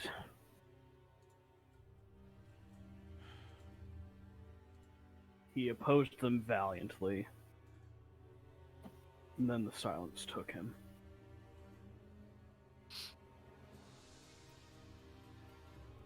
Sayla looks. See if he wants to look at it too. No, I'm not busy. I was just kind of just doing some stretches. I wasn't doing anything. I don't know. I don't know what. Okay, yeah, what's up? Hey. Yeah. Yeah. What's up? What do you need? Sorry, I just don't. All right, and we are back. Let me go ahead and undeafen myself here. Hello, we're back. Hello. Oh, hey. Hi. You good? Yeah. Okay. By the way, Mick Boy Doodle, I do miss the beard too. It was terrible to wash out after that charity stream, but it was a lot of fun. My like candy cane striped beard during the Last of Us one. Oh my god. Yeah, That was such an ordeal to clean up. Oh, yes, it was. Alrighty. Well, let's go ahead and dive right back in. So, picking up where we had left off. Our group of adventurers had found themselves in Sand Point after a long journey from leaving there many months ago. Their journey had taken them to the capital city of Iverion, Ravenrock, and then to Dragon's Bay, this city found on greed and a lust for money. Then traveling through Isinalor, the fiery forest, and eventually arriving in Highland Pass, a mountain pass city on the Tarkirian Iverion border. After saving said city, they retraversed their way back through Isinalor, back through Dragon's Bay, and now have finally made their way back to Sand Point. They've grown much as people and much as adventurers. And now they have to leave Sand Point. And worst of all, they're leaving behind a friend on Sand Point. A man they met as Din, the archivist. Now, as they leave Sand Point the second time, Din stays as Brandon Bartold, Lord of Sandpoint. You know that his journey from this point on will be difficult and it will have strife, but he will be happy here. You know that much going forward. As I said before we went on our break, your journey is a long one. It's about 4 weeks to get from Sandpoint in order to get to the port city. That is about a week's travel by cart from Wheat Hill, which is your next stop, and then on to the College of Hearthcrest to turn in the magical Dowie artifacts that you've found so far. After about 2 weeks into your journey, you really are just traveling through, uncharted waters or really no islands in sight. Until eventually there is a island that does come into view. You can see that on the horizon you assume just to be another small blip, maybe a small atoll or something similar. But instead what you see is, the closer you get, this massive island covered in palm trees, and you can see that those palm trees, those more tropical trees, for one, they are bright and green and colorful. But you can see that there are large rocky outshootings that come off of the coastline. come off of the coastline, and you can see that past those dense, thick palm trees and tall, sprawling oak and evergreen trees further within, you can see what looks to be towers, like stone towers, shooting out past the trees. And you can see some of those stone towers are toppled and destroyed, and others of those stone towers are still standing tall. So you can see all of this in front of you, this massive island. And as all of you are standing near the port side of the ship, Captain Heather Scott comes up to all of you and he says, listen, I mean, we gotta go check that out, right? I mean, I've never in my journey ever seen an island that big before in the Isles. I mean, you did tell us that if we came across any of these islands before that, there would be an opportunity for a payout. And I find myself needing some more legitimate means of work. So, this could be a good opportunity for just that. Kind of like look to Eurydice and Twig to see if they're up for it. I mean, it seems interesting. Does he look scared or just like excited? No, excited. He's just like, yeah, like this is. Okay. Yeah, come on.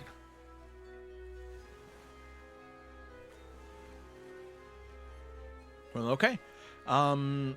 So then I guess I'll leave it up to you if the four of you would like to just head down there and go, or we could send somebody with you. It's up to you at that point.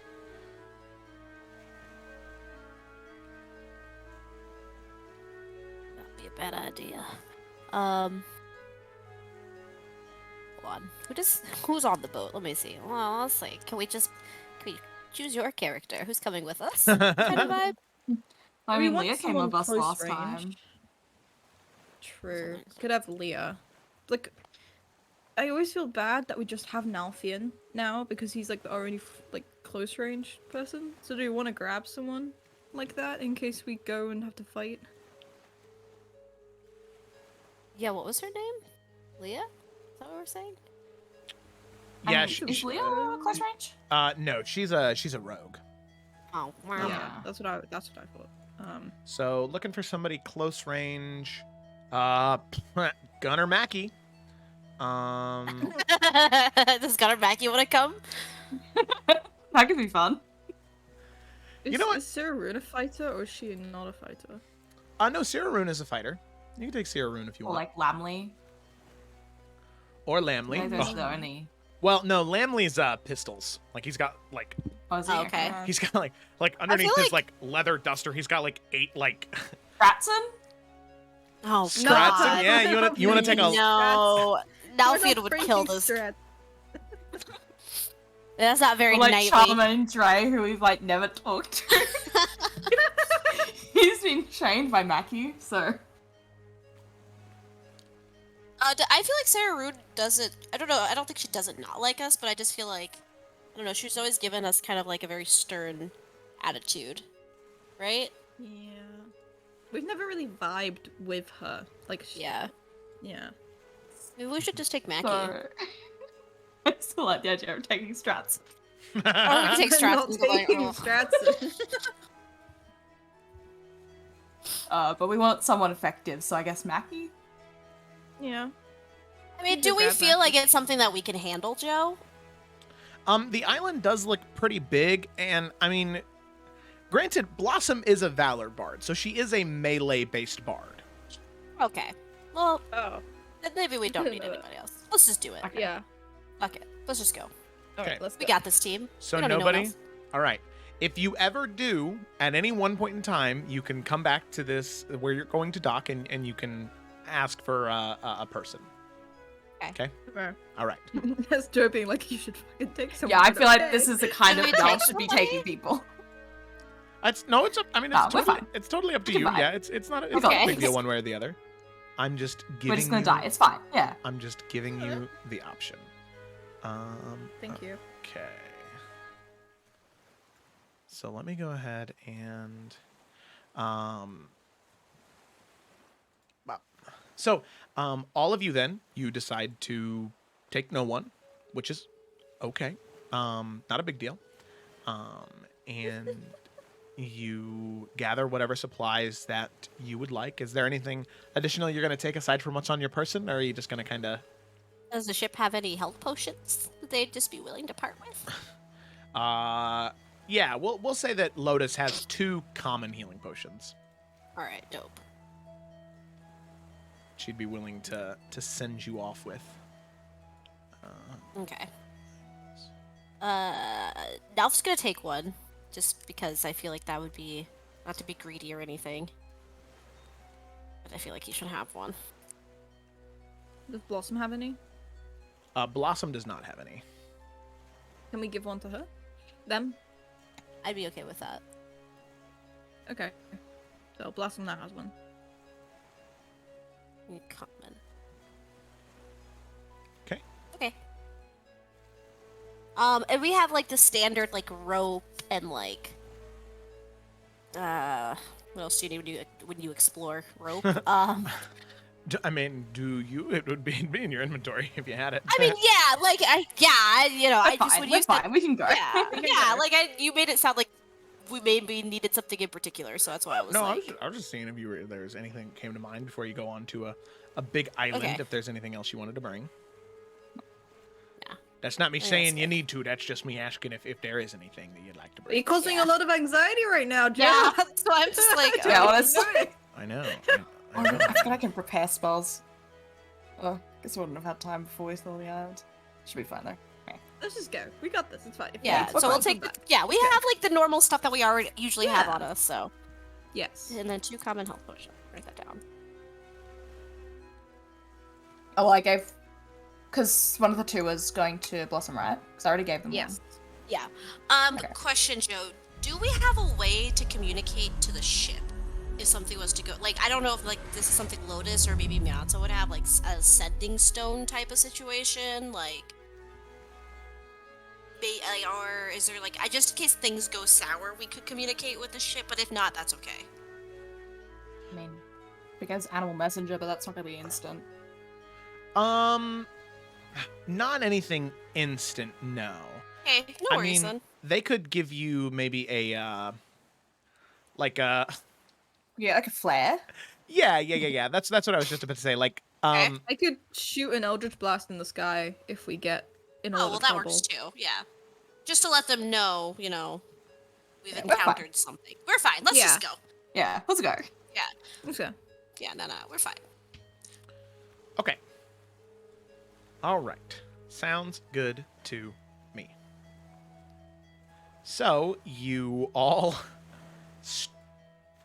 get on your boat, get on your small little dinghy, and then I think I actually heard something on the...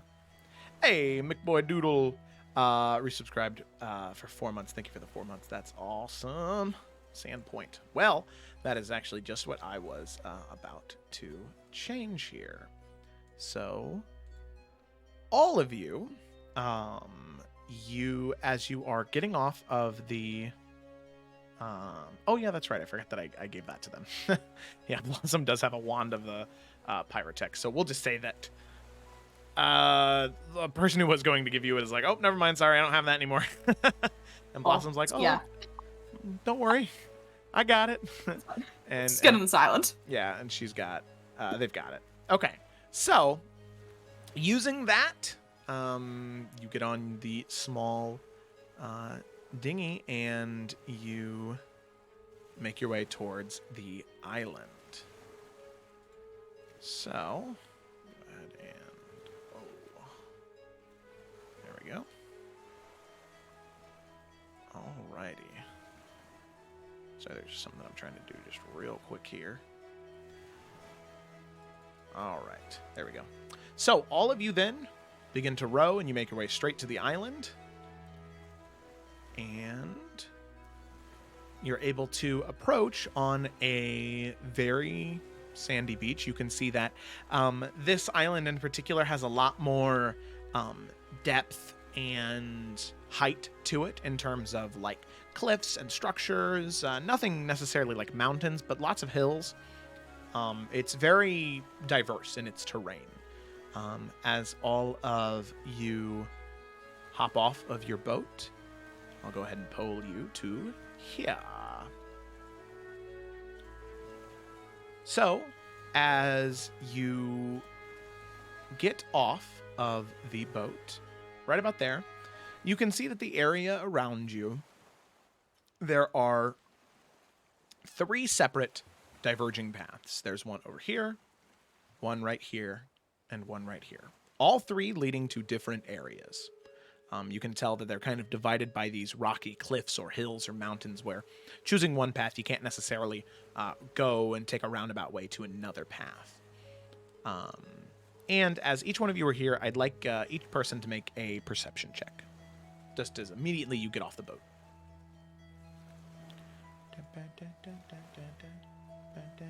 The 13 from Twig.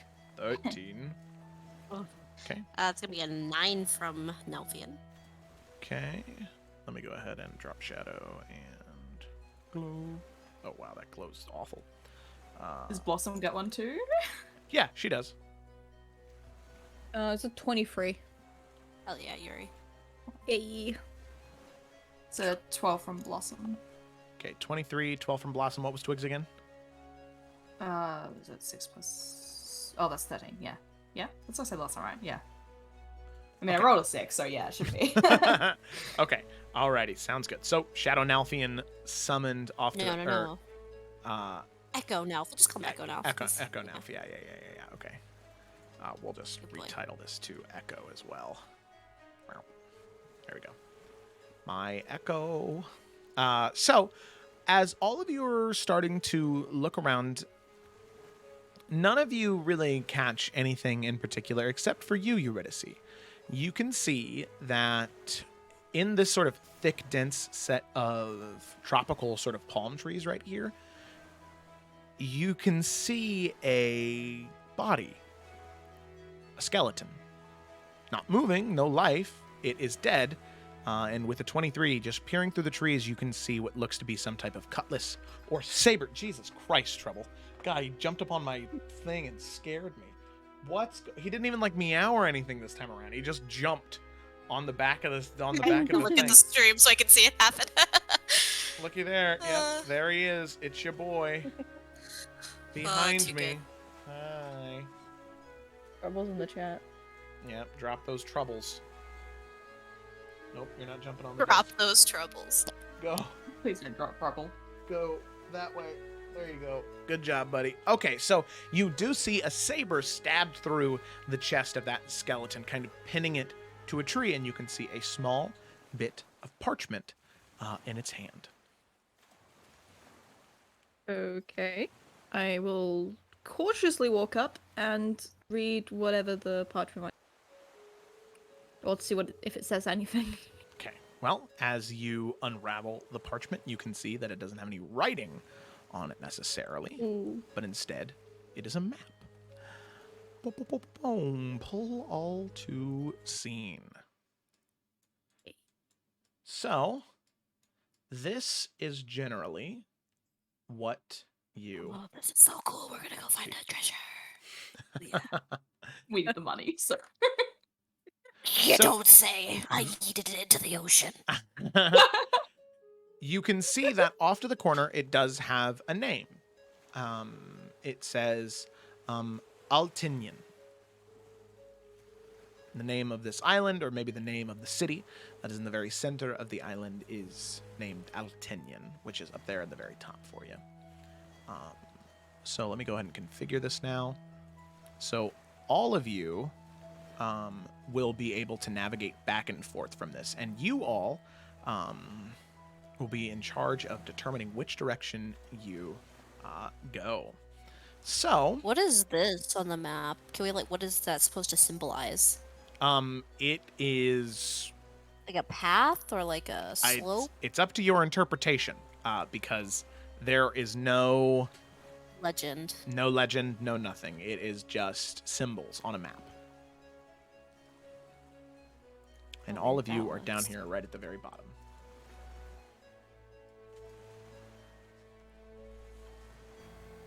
Interesting. Do we just want to head straight for the city in the middle? Or like the markings there? Is that what we want to do? Well, I'm not a big fan of this. Pointing to the skull and crossbones. But it seems as though whatever that is might be a more clear path to this city. Unless we want to trek through the jungle. We could just go like straight through this like slightly less big bit of the jungle. It's like we're to El Dorado. Maybe we'll find like a city. Maybe you'll find a city. It's there is one on the map too. That's nice. Like, I'm getting this idea that we are on like this entire line right here is like a cliff face, and so maybe this is like a way down. There's like death here. Yeah. Like I think that might be a crossing thing, but like if we go around, you know, so see whatever this thing is. Like I said, yeah, that would be a good idea. there- Then, like there's shit up here and like up here as well. There are 3 separate paths in front of you on the coastal hub. So let me go back there and configure. Yeah. So we take like the long way around. Unless we want to go to the death thing. I mean, once we're at the city, we can like have a little gander at what the death thing is and be like, yeah, is it still deadly or is this like, you know? No, Nalf would want to avoid that as much as possible. So his vote is to go that way. Yeah. Let's So we check can, out like, whatever the shrine is. Can I anchor? Can I? Maybe. No? Okay. Yeah. Like, see what this is, so we can, like, you know, go to the city. Maybe see whatever, like, these things are. I don't know how big this island is. 'Cause I know it's big, but, like, would it take us, like, you know... Would we be able to, like, get to the other side of it, like, within the day, or is that going to be, like, not a thing? So the thing is, you can see in front of you that there are roads that seem to head off from this beach. They're very light roads, but one seems to head, well, I'm drawing it right now, this way, sort of bridge, or the heads there. One seems to head the long way around through here, towards this area. And then the other one heads off in this direction, seemingly towards the tower. But, like, with the size of the island, like, would we be able to, like, make our way around it within the day? No, I'd probably say to go from one end of the island to the other, you'd be looking at 12 to 14 hours. So to the shrine, how long we think it? Like about 7 hours? 6 and a 6, half. 7? Yeah. Okay. Okay. River, what do you think? Are you okay with going to this one? Yuri would also opt to be like sensible and maybe not go to the thing that literally symbolizes death. Me as a player would I want to go see the death thing, but Yuri would go to the right over that thing. Well, if we really want to go to the death thing, we can do it on the way back. Like, you know, do a little circle, like, a little scenic route, you know. Little sightseeing. Okay. Yeah. Good, You don't want to, like, see the same sights as you come back, you know. Yeah, Nalf would, and like I feel like Nalf and Yuri together would be like, nah, fam, let's go here. Yeah. Twig popping in as well.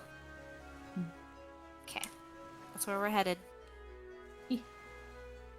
Okay. Alrighty.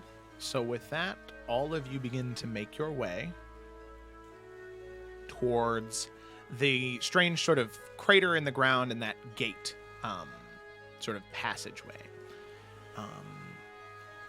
As you begin to make your way through, you eventually the sounds of the coast begin to fade away as the sounds of this jungle, this forest all around you, as you are walking along, they begin to be the more prominent noises. So, as you make your way through, you begin your journey. Like I said, it's probably about going to be 6 hours. So is there anything anybody is looking out for or anything like that? Or Nothing's gonna... He's traveling with his sword drawn, just in case. You never know. Looking out for any... There was a body, so any other people that might pop out. Mm-hmm. Go ahead and make a make a perception check for me. 17. 17. Okay. So one thing that is interesting is every once in a while you come across these stone pillars that maybe come 3 or 4 feet up out of the ground, almost seeming like there was some type of rock that was here that was carved away, and something was carved into it. Now, let me go ahead and go here because I need to see what languages everybody speaks. Wait, is this... Does nothing recognize this? Has he come across a pillar like this before? I mean, it is kind of similar to the one you had seen outside of Highland Pass, but it is a little different. Yeah. Okay. However, none of you can read the script that is etched onto the pillar. Is there like a donation plate like the last one, or no? No. Okay. However, you said a 17? Yeah. Okay. One thing you can see that as you are walking along and making your way through, you notice those just right off the sides of the road, but there is at one point in time you notice what almost looks to be like a camp off the road. And as you just sort of peer through the forest, just getting extra quiet for a second, and you look, you can see more bodies. But these ones are not seemingly swashbucklers or pirates that got a little too over their head. These are, for one, the bone structure is very odd. You can see thicker bones just in general. You can see that the bones kind of are, for one, bleached white. They've been out in the sun for so long. And they almost seem to have these like filigrees to them. Like every once in a while there's like etchings or carvings into them that is filled with some type of rare metal. And you can see that they're wearing armor. Like some of them are wearing plate armor, some of them are wearing chainmail, they have weapons, but you can see that there was very obviously some type of struggle here. There's maybe 7 to 10 dead, and I'd say the biggest thing that you notice is that the struggle, the armor, the bones have that strange like carvings and etchings into them. But it's really the skulls. That's really what sells it for you. These sort of large protruding snouts, very, very narrow eye holes. And you can safely assume that this is some type of dragonborn skeleton. All of them. All of them? Okay. All of them, yeah. The one on the beach was vaguely humanoid in terms of skull, probably some type of human or elf. These ones are definitely dragonborn.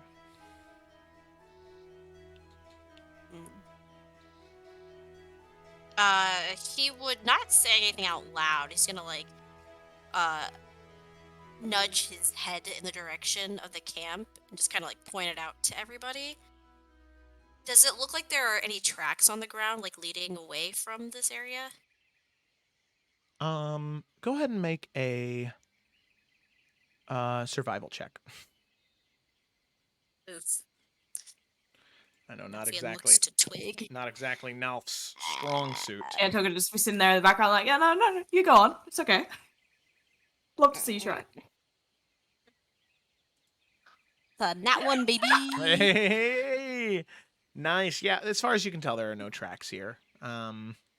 It seems as though whatever conflict happened here was so long ago that you're not even sure Twig could find tracks. Okay. I mean, she'd do better than him. She could be more sure, yeah, but Yeah. Okay. Just quietly, Nalfian's just gonna say, I think we need to be very, very careful the farther in we go. Because I don't know what did this, but these people seemed like they were pretty well armed. And now they're all dead. So keep an eye out. Is there any indication of, like, how they would have died? Make a medicine check. Which is actually good with those. Oh, hell yeah. 24. Okay, they were definitely Hell combat wounds. You can see broken bones, cracks, and fractures.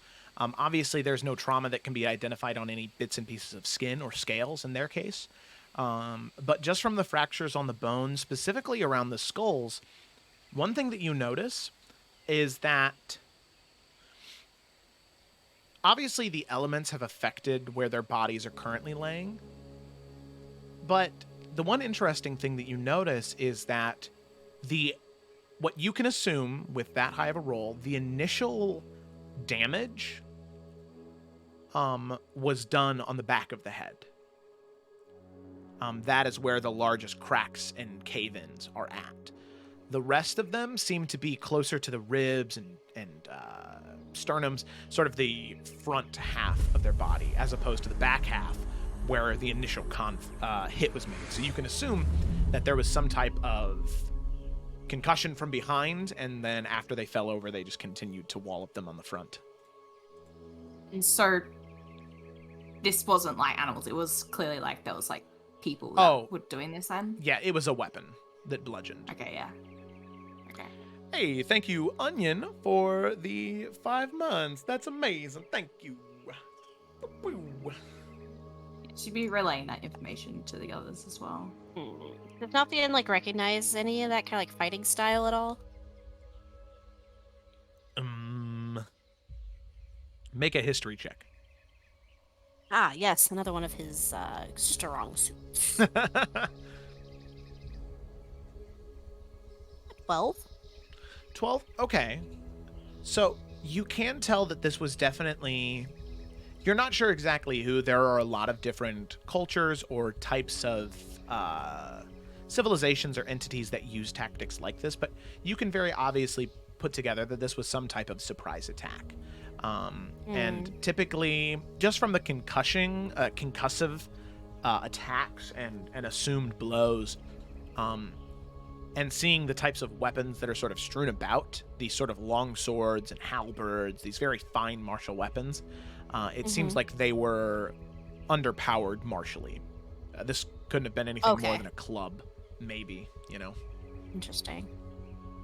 All right, well, not feeling good about this, Nalfian's gonna say, we should move. Don't want to stay in this area too long. And he's gonna keep moving forward. And if we didn't see any tracks, I guess just keep following this path. Okay. All right. It's like whatever happened was clearly a while ago, right though? Oh, yeah. Long time ago. Mm-hmm. Yeah. Okay. So you continue on your way. Eventually, once you get to this sort of bend, maybe about an hour and a half, 2 hours away from the area, you start to hear noises. You can hear these large, almost like squawking sounds. Almost like a chicken, but just much louder. And much more harsh and screeching.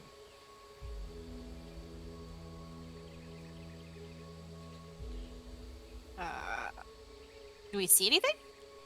Not right now, no. You just hear it. Nalfian looks to Twig, who seems to like she knows animals. Yeah, I was gonna say, like, can I get a vibe check on what kind of screeches it seems to be? Like, is it like a just birds communicating, or like it's like distress, or like alarming, anything? Even without a check, it just seems like an aggressive screech, like something either about to fight or just got done fighting, something like that. Okay, and does it seem like the kind of thing that, like, from my past of using Speak of Animals, like it would be, it's probably saying things, or is it just animal noises? Just don't know if it's worth casting that or not. No, it also doesn't seem like a normal beast noises. Okay. And it's coming from the direction we need to go. Yeah, correct. Okay. Yeah, Twig's probably a little bit noticeably uncomfortable, and she's just going to summon her spiritual beast, just in its land form, just to have with her, just in case anything pops up. Okay. And Nelf's going to send his echo to scout ahead. Okay. I don't think his echo makes sound. The echo does not make sound.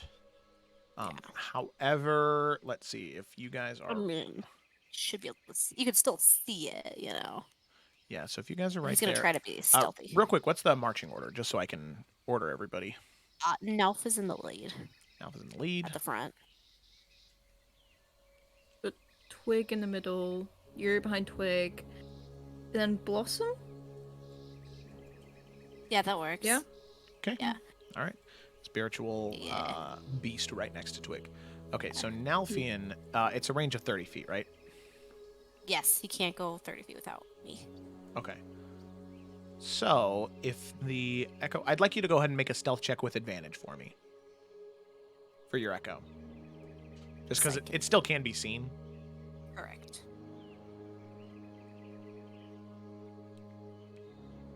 Uh, 16. 16. Okay. So luckily, it seems as though it is not seen yet, as it begins to peer around this rocky bend with the thick, dense trees all around you. You can see several living creatures. So for one, in this current moment, you're able to see two of these large bird-like creatures. Definitely not a normal beast. This is definitely some type of monstrosity. They are huge. They have these massive beaks, these sort of dull feathers coming off of the back, these very thin, sinewy wings, and these long, sinewy chicken legs coming off the bottom of their body, and these tails on their back. As you see those, let me go ahead and share that with you. So show players. So you see one of those. Ew. Are they right in our path? Yes. And then that's not it. You also see these, not dragonborn, but they are reptilian humanoids. You can see definitely more primal clothing, but it seems as though they've taken bits and pieces of metal from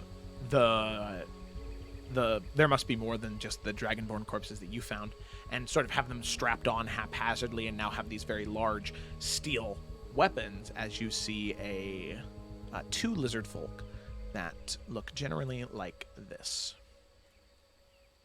They buff. Yeah. And then finally, in the very back, just Shadow Nalfian is barely able to see it, standing next to a broken bunch of wooden crates and wagons.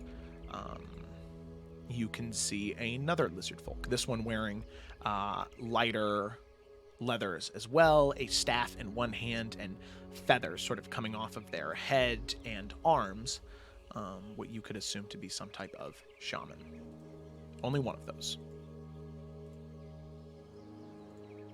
Okay, so are these like weird dinosaur people, like are they attacking each other, or they're just kind of like hanging out?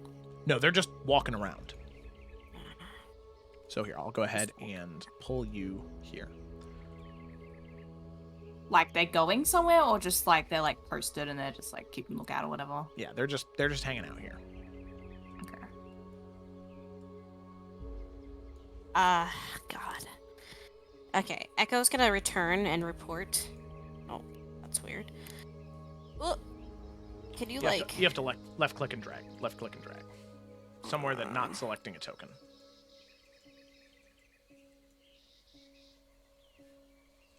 Okay, it's weird. Okay, so he's gonna come back and report that to everybody. And I don't know the best way around this.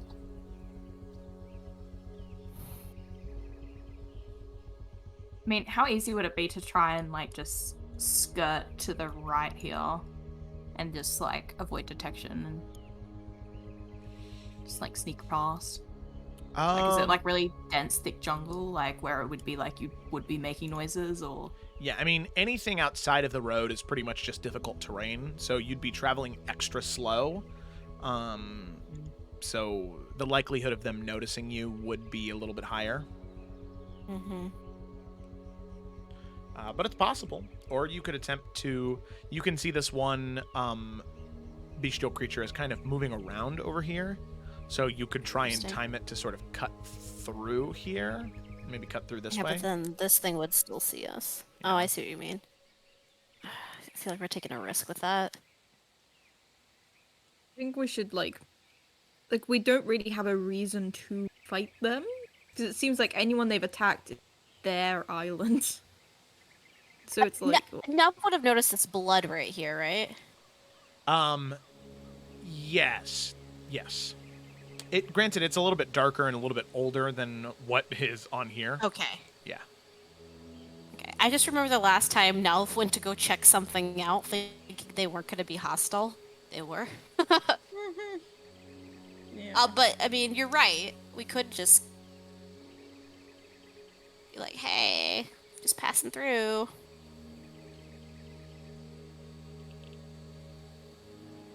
I don't know, what are we thinking? I mean, Yuri, could you just drop a fireball right here? Then I feel like it's just me, because we're just... but then again, we don't know try if and they're... minor illusion and just like create some like random ass sounds in here, and then we just go this way. Okay. I just don't want to fight them. I don't want to. So, if we can try the option of just do that and sneak around. If it doesn't work, then I guess we're fighting them, you know. Okay. Maybe, yeah, can it create a distraction, like, over here? And then we Joe did say we would be moving really slow through this, though, is the thing. I mean, unless everybody just kind of goes in here. Go ahead. If we're trying to form a distraction, like, if they're just casually around here, I feel like if we form a distraction that's gonna, like, put them on guard. Yeah, but I guess at least then they're looking this way. That we've already got, like, the chance that they're gonna see us up here. So at least if they're looking this way. Well, yeah, but if they're not expecting anything, then they're not gonna be, like, actively looking. And it's like, if they hear a noise, go to locate something there, realize there's nothing, like, I don't think they're gonna be like, oh, it's just the wind, like... You're telling me they're not Skyrim NPCs? What was that? Huh? So, Gemma, what do you suggest? That we just try to sneak through here anyway, or...? I mean, I feel like we could, right? And, you know, if we fuck up, like, if someone's not being as stealthy and, like, you know, making a little bit of noise or whatever, then we can go to the distraction. Okay. So the try... issue is... But I'm just like, I feel like it's not a good idea to try and alert them that, hey, there's something going on. Okay, so if someone rolls low, I'll just throw a random noise in the middle of, like, over here somewhere. Because if we're over there, then that's as far as I can go, because it's only 30 feet. Okay. Like, that is our you know, plan. that would at least split them up, because I don't know if it would take their whole full attention, but, you know. That was our plan, Joseph. Okay. Alrighty. Sounds good to me. So, with that, I'm going to go ahead and try and put that plan into action. So, just to clarify, you're just trying to cut through... Now, you're trying to cut through this bottom part right here? No, we're trying to go up here. Well, actually, wouldn't it be better to cut through the bottom? I guess and you're then, right. Invert it. Because otherwise we're doing, like, a much longer route around rather than Well, just, it's like, just cutting because through. that guy is like walking around this area. What's also Wait, true. are we But, just like, gonna how far does the path bend across? I mean, we could always just, like, scoop. Go down this way, and then Because otherwise we're gonna have to like get off the path here, walk well around, and then loop back. Yeah. So it's like this is a shorter path, so then there's like less chance that something's gonna go wrong. Yeah, because the thing is, if you are in this area, like if combat starts, it's difficult terrain, so your movement's halved. Yeah. Got it. Okay. Should be a little bit more spicy, but like, So the goal is to try to cut through here. If they detect something, Yuri's gonna throw a sound over here. Mm-hmm. Okay. Although I guess how like deep down is Little Cockatrice going? Because I thought it was just like staying mainly in this area, but I guess if it is going further, then I don't know, maybe not. He'll never get more than about 30 feet from the shaman. So he'll only ever get to about there. I guess watching now, then yeah, still better to just go. Yeah. If we stay down there, then we might be okay. Okay, that is the plan. That's what we're doing. Let's do it. All right. I'll also guidance Juracy just in case, because I feel like she's probably got the lowest dex. I don't know. I don't know. Probably. Okay, all right. Oh, yeah. With that, you all make your way, and you can tell that it is very difficult to walk through here without making any noise between all of the different small twigs and branches and the different pointy vines and thorns sticking out everywhere. Between not cutting yourself or hurting yourself and trying not to make any additional noise by rustling into any of the trees, it's pretty difficult, okay? So I'd like everybody to go ahead and make a stealth check for me.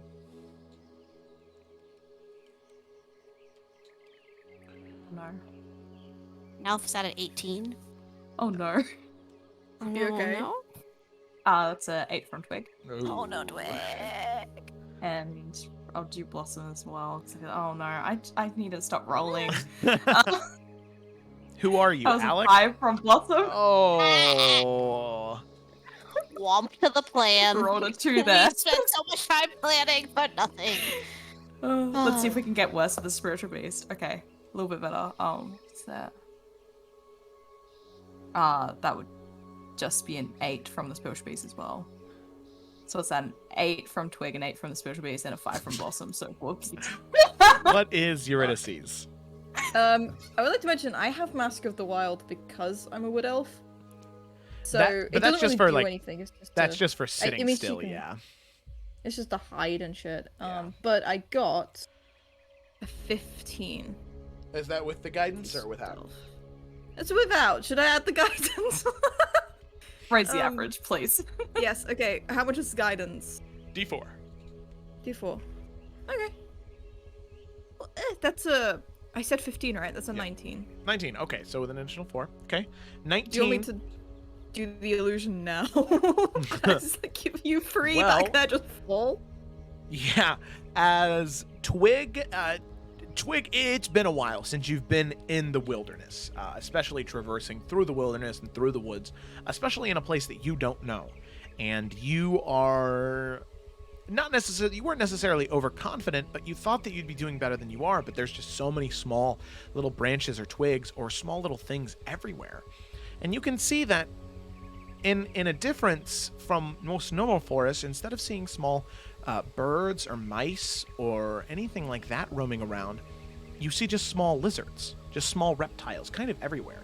They still make these sort of chittering and chattering noises, but there are no normal type of woodland creatures that you'd be used to. They're just all sort of reptilian creatures. And you're so caught up with that you end up stepping on several different branches, cracking and smashing. Blossom is the same, having not been used to really traversing through any type of wild or difficult terrain. and the spiritual beast is just kind of following your lead, Twig. So, Eurydice, while you and Nalfian are doing pretty okay, you definitely stealthing better than anybody else here, you can see that this large animal and the shaman over here, they both sort of look over this way, hearing something coming from there, getting very close. And you can see that as soon as the shaman steps into the forest, and as soon as the cockatrice is moving more, you can see that they're not really bothered by the forest and by the jungle. Of course. Ugh. Yeah. So, with that, you see that, Eurydice, what are you doing? They seem to notice Okay. you. Not exactly. They don't see you just yet, but they hear the noises. I am going to... So where I've got the end of this thing over by this tree, because that's 30 feet.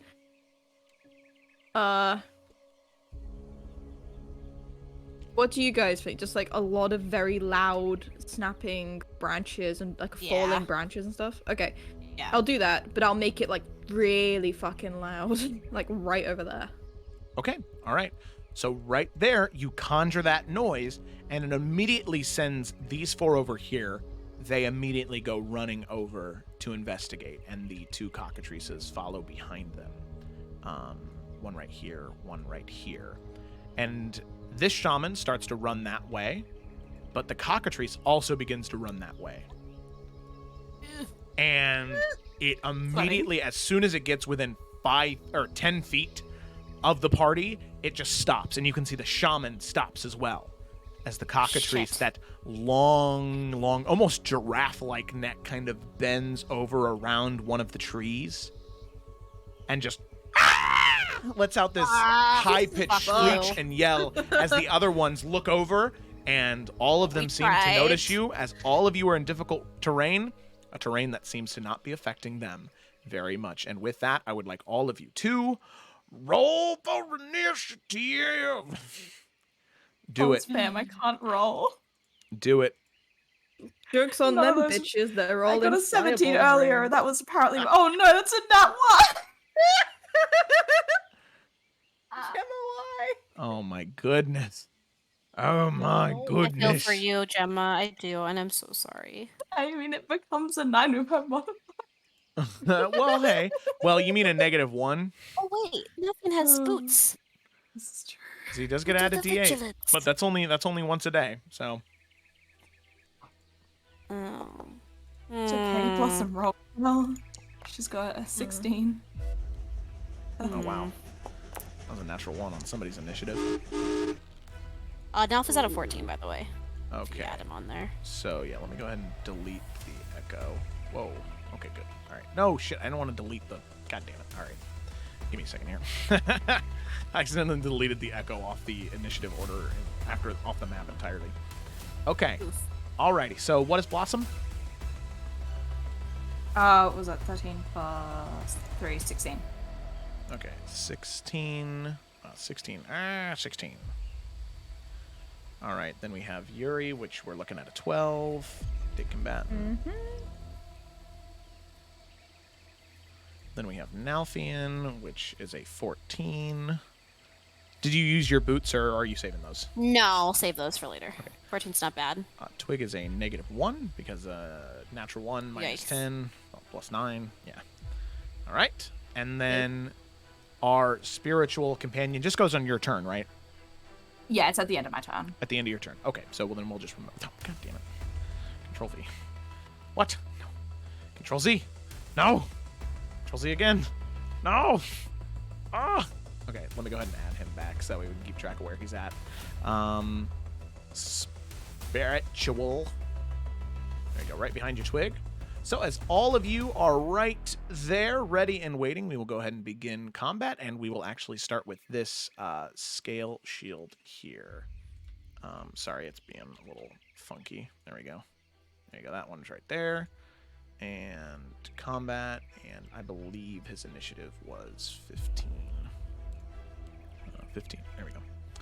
Okay, so we have the scale shields here. So we've got this first one. Yeah, totally. Okay, so yeah, it's just going to sprint up suffering no movement speed. You can see how agile and how quickly they're able to move through. And just getting to the first person, they're going to get right there so their companion can join them. But they actually... Yeah, just kind of not really getting an idea of what exactly you guys are as fighters. They're just going to... because...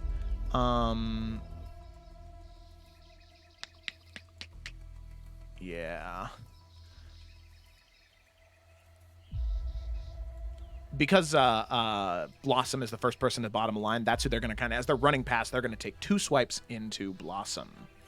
So the first thing that they're going to do is they're going to bring around this large Morning Star and just try and slam it into her leg. Morning Star, bop. So that'll be a 17 to hit. Does not hit. Does not hit. Okay, very nice. And then so as they swing around the Morning Star, Blossom is able to sort of move out of the way, but then they take their shield, and you can see at the very end of the shield they have this spike on the end. So then it just goes to like punch in towards Blossom's collarbone, trying to pierce there. And then that is a 21 to hit. That does hit. And that'll be 4 points of piercing damage. And I need Blossom to make a Constitution saving throw. Oh, hell yeah. Okay, that's a dirty 20. Nice. I got my good Okay. rolls back. Yeah, there we go. So you can see that as he jams the shield in and sort of cuts, there's this laceration that is just about to form, but you can see that Blossom is just kind of barely able to dodge out of the way to prevent from having bleed damage. So, luckily, she preserves there. So that'll be the end of the Scale Shield's turn, and then it actually is Blossom's turn. They will, Oh, wait, no, what's the scale wheel? Okay. Damn it, okay. They're gonna cast Fairy Fire. Only be able to get the Cockatrice and the Lizard Folk here. Okay. So Dex saves from both of them, DC 15. Okay, Dex save, and... So that's going to be a 4 for that one, and then Dex save. So the Scale Shield will succeed. The Cockatrice will not, so it is currently Fairy Fired. So advantage on attacks against the Cockatrice. Okay, so yeah, this just sort of shroud of sparks begins to fall all around, and the Cockatrice, all of you can tell, is much, much, much easier to hit.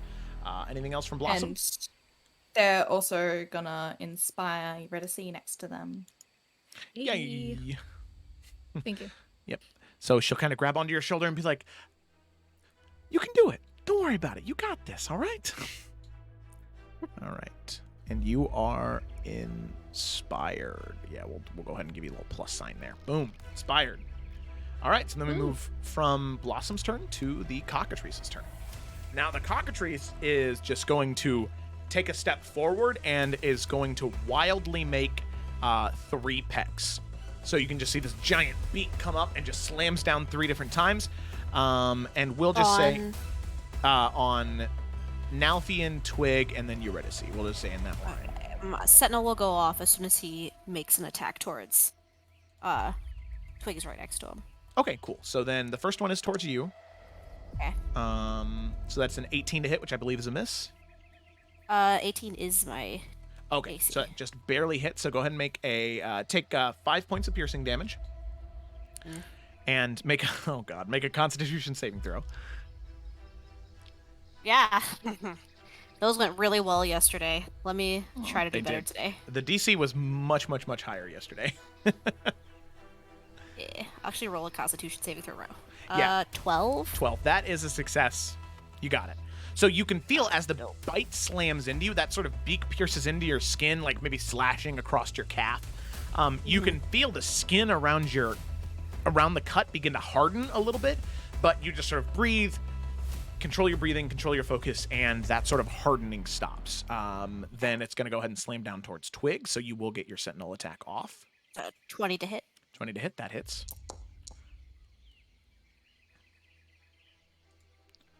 So 14 points of damage. 14 points of damage. Okay, good to know. Minus 14. Twig, that's going to be a 22 to hit. Ow. For 2 points of piercing damage, but I need you to make a Constitution saving throw. The cockatrices are also like enacting this bleed effect. No, this is something different. Oh. Like I said, you can feel your skin hardening almost like stone. You said 14? Yes. That is also a success. And then finally, Eurydice. So once again, Twig, slashing across your arm, you can feel the cut in the area around it begin to harden like stone, but you just breathe, preventing the effect from moving on any further. We have another bite attack, and this one's aimed at Eurydice. That is going to be a 15. Yeah. For 2 points of piercing damage, and I need you to make a Constitution saving throw. That is 14. 14. Okay, that is also a success. Alrighty. There we go. So that is the end of the cockatrice's turn. Then we come to Nalfian. Sizing up this cockatrice. It's gonna take a swing with Whisper. Okay. What's that, 26 to hit? 26 hits, yeah. Okay, first attack. An 11 points of damage. 11 points of damage, nice. Okay. Second attack. 14. 14 to hit. Yes. Okay, 14 is not a hit. Okay, and then coming in with his offhand.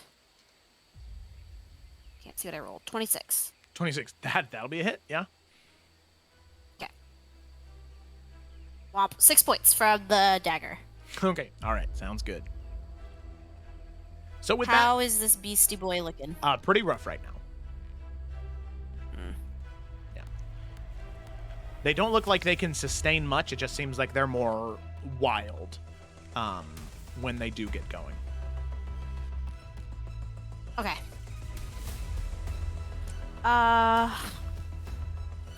Okay, that's it. Okay. All right. Sounds good. Are you going to move your echo at all, or is it just kind of staying there? Oh wait, I have advantage on attacks against this thing. Oh, that's right. This is you a fairy do. fire. Yeah, so go ahead and roll your other weapon My attack. second attack, Yeah, your yeah. second attack again. See if that hits.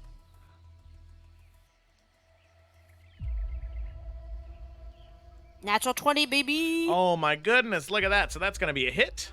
And that'll automatically be, what, 8? Plus the normal weapon damage. Why is it not rolling the damage for me?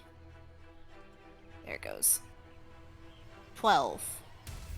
Okay, so 12 plus 8 for 20 points of damage. So with that, you're able to thrust the rapier right through the, right through the throat and skull of the cockatrice as it just sort of begins to bleed out and eventually does drop dead. Hell yeah. Okay, if that's the case then. Nalfian is going to sprint right here, getting in this creature's face. Okay. And throw his echo on the other side of it. Okay, sounds good. Trying to divert its attention from everyone else. Yeah, gotcha. Okay, Eurydice, it is your turn. Nalfian just moved, so I can't fireball him, but I will fireball everybody else.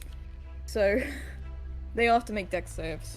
Okay, well, roll the as damage. you go to sort of conjure that flame and elements using a 3rd level spell slot, you can see that lizard folk shaman, he points his staff down and just yanks and rips, and you can feel the magic just sapped from your fingertips as the lizard folk shaman is going to cast counterspell. Excuse me, bitch. I know. You dick. I know. All right. Fucking fine then. I can't do anything else. I know your pain. All right.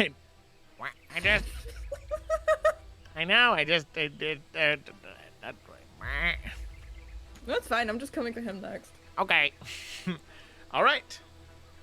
So then we come to this cockatrice back here. It is going to fly up into the air, and it is going to come down this way.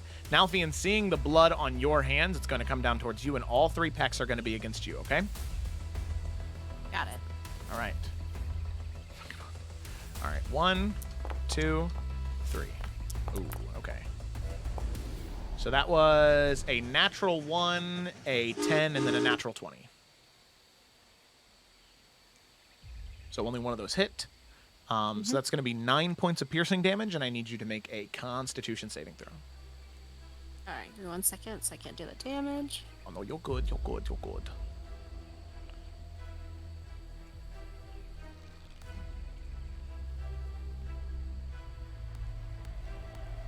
Constitution.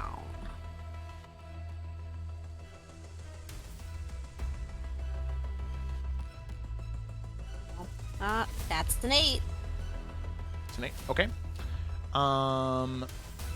So an 8 is just a failure. So you are at that moment, the petrification begins to take place. As you can feel your arms slowly begin to sort of turn to stone. Now, nothing happens yet. You still have 2 more opportunities to save from it. But for right now, that arm does begin to turn to stone. There's no negative effect yet. Okay, all right. So then that is the end of their turn. So then we come to the Lizard Folk Shaman here. So they are going to...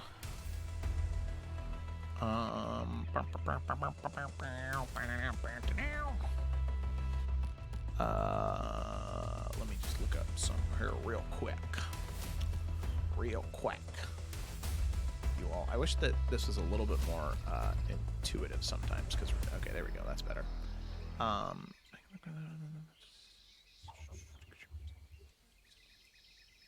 feet it travels. Tangle.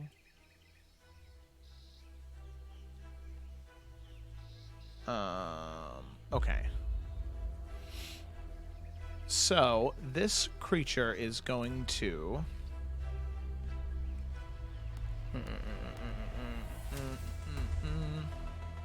what type of metal is... what type of armor is Blossom wearing? That is a very fine question. They're wearing a breastplate, and they also got a shield there as well. Okay. So the... Oh, God. So the lizard... oh, God, I gotta sneeze. Huh?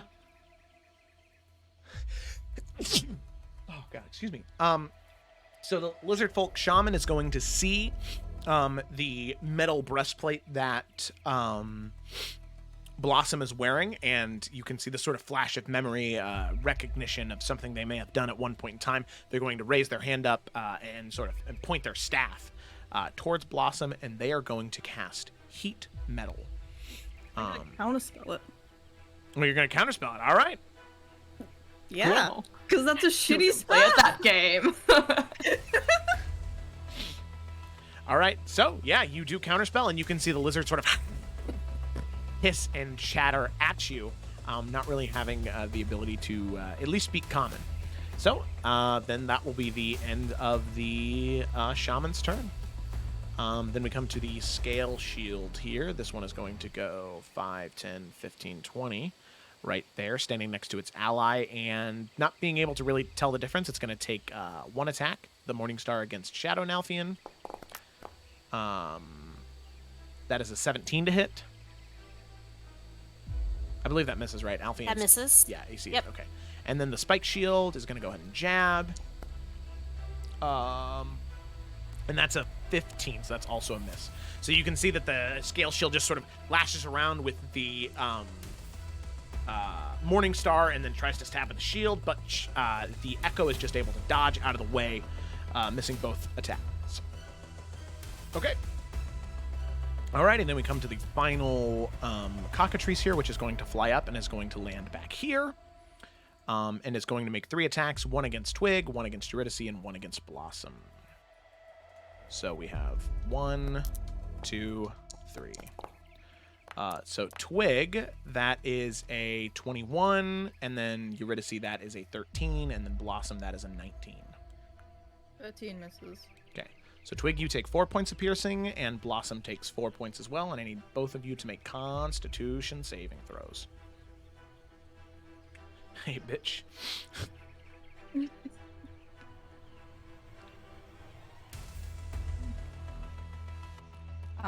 It's a 17 for Twig's saving throw. Okay.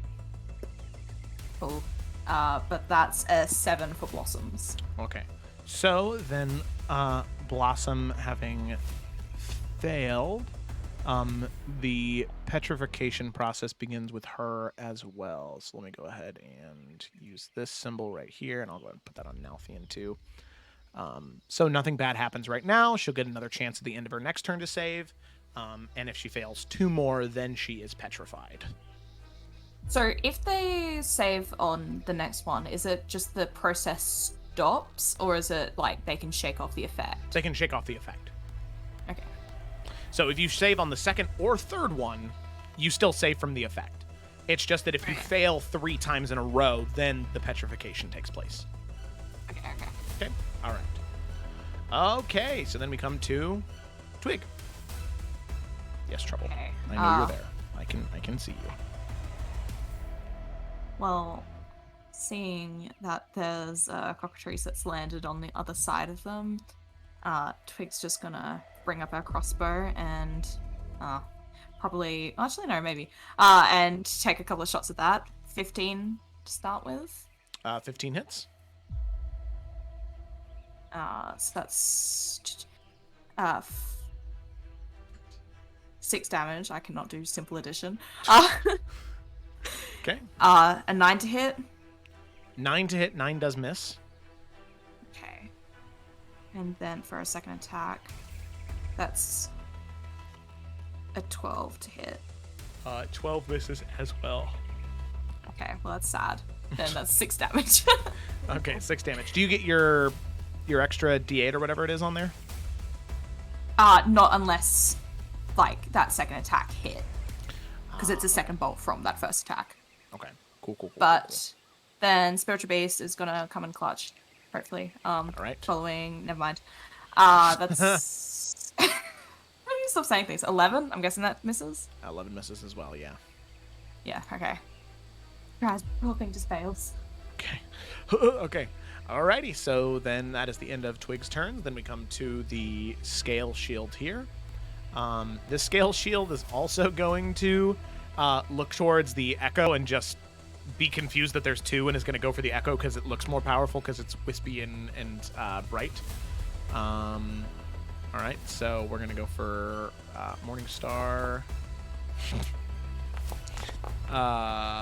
So that is a 17 and a 14. So that's gonna It's missed. It's going to be a miss. And that is the end of its turn. Can't really do anything else. All right, Blossom.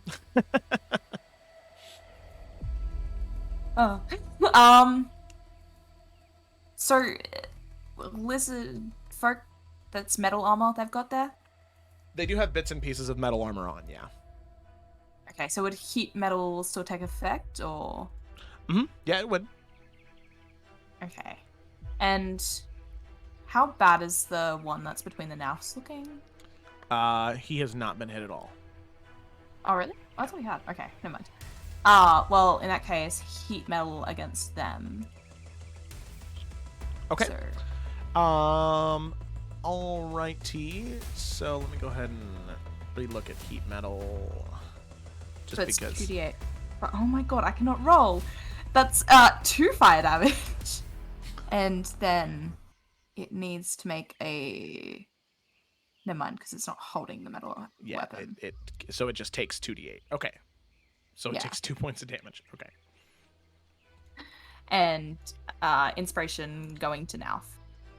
Okay. Alrighty. Nauf, you are inspired. So you Oh, can well, see- Nauf's gonna smile really big at this bitch right in between them. Blender mode You're better than activate. they did. Yeah. Blender mode Yeah, so activated. Blossom sort of raises her hand, and you can see that the pauldron, the shoulder pauldron that the lizard folk is wearing, begins to glow like red hot, as well as some of the other bits and pieces of metal attached to their skin. They sort of grit their teeth and growl, but it seems to not do very much. And Blossom will look to you, Nalfian, and say, "Sweetie, you want to finish the job, please?" And with that, we'll What go ahead is the inspiration? A D8, right? D8, yep. Yeah. Okay, so the first one is a 16 to hit. 16, that hits. Okay. It's gonna be 15 points of damage, baby. Ooh, all right, 15. One slice. Beautiful, graceful fighter that he is. Gonna spin around. Lol. That one is probably not gonna hit, but let me add my d6 of flanking damage. Spoke too soon. Yeah, that second one's a 2 to hit. Oh, wow. But offhand. Offhand, let's see. That's okay. The offhand's a 25. 25, that hits, yeah. That's gonna be 8 points of damage from his offhand attack. 8 points of damage. Okay, so with that, as you slash into it again with the offhand, you can see wielding the dragon tooth dagger and slashing into the lizard folk. You can see its eyes go wide at the sight of the dagger, and you can see it look back towards the shaman and shout something in Draconic towards it. You don't know what it's saying, but it's shouting okay. something. I don't like that, so Nalfian's going to unleash Incarnation, and Echo Nalf is going to stab him from behind. Okay, yeah, go ahead and roll for an attack. That's a 22. That's a hit. 14 points of damage. Jesus Christ, yeah, he dies. He gets about halfway through what he was saying before he's just cut off. Nice. All right. Jamming through, he's dead. Okay. That's my turn. Okay, and then at the end, go ahead and make one more con save. Well, make another con yeah, that's save. right. Yeah.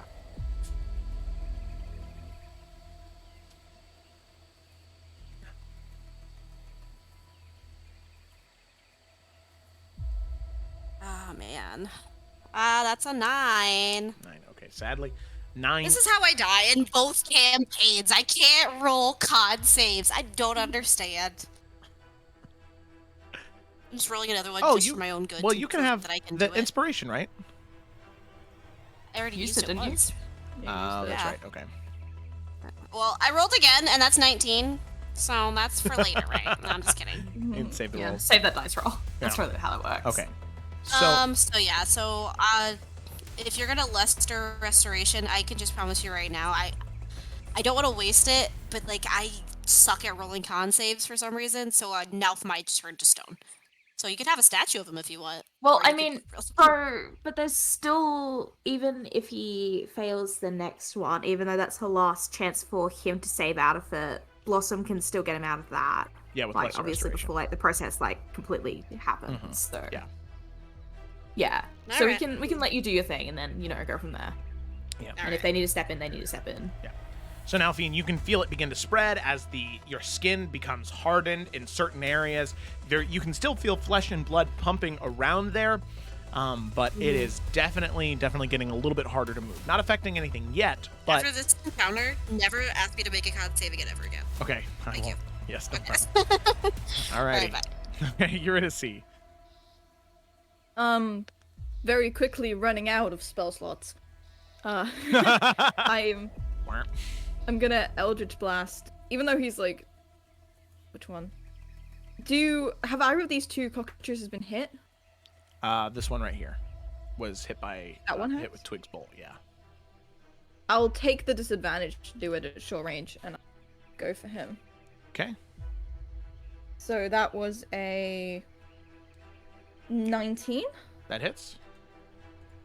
Okay, and the damage was shit. Okay, that's 5 points of force damage, and then second bolt, still at disadvantage. Gonna be 15. 15. That's a hit. Okay, and that was 8 points of force damage. Okay, 8 points of force damage. Sounds good. Okay, so with that, you blast into it twice, both bolts slamming into the chest of the cockatrice, and you can see it sort of reel its head back and shake in pain, and it's looking really rough right now. Yay! Okay. That's it. So then we come to this cockatrice right here, and this one is going to, looking down towards you, Nalfi, and it's going to go ahead and take 3 more bite attacks just because you're the one right there. Well, actually, you know what? It's not going to try and bite you. It's going to try and bite Shadow Nalf because the other two have been trying so hard to hit it, and they haven't been able to. So go for Shadow Nalf. That is a, let's see. That is a 10, a 13, and a 7. No. No, okay, yeah. I figured as much. Okay, so bites 3 times, unable to make any ground. Lizard Folk Shaman now. So the Lizard Folk Shaman is going to... Yeah. Yeah.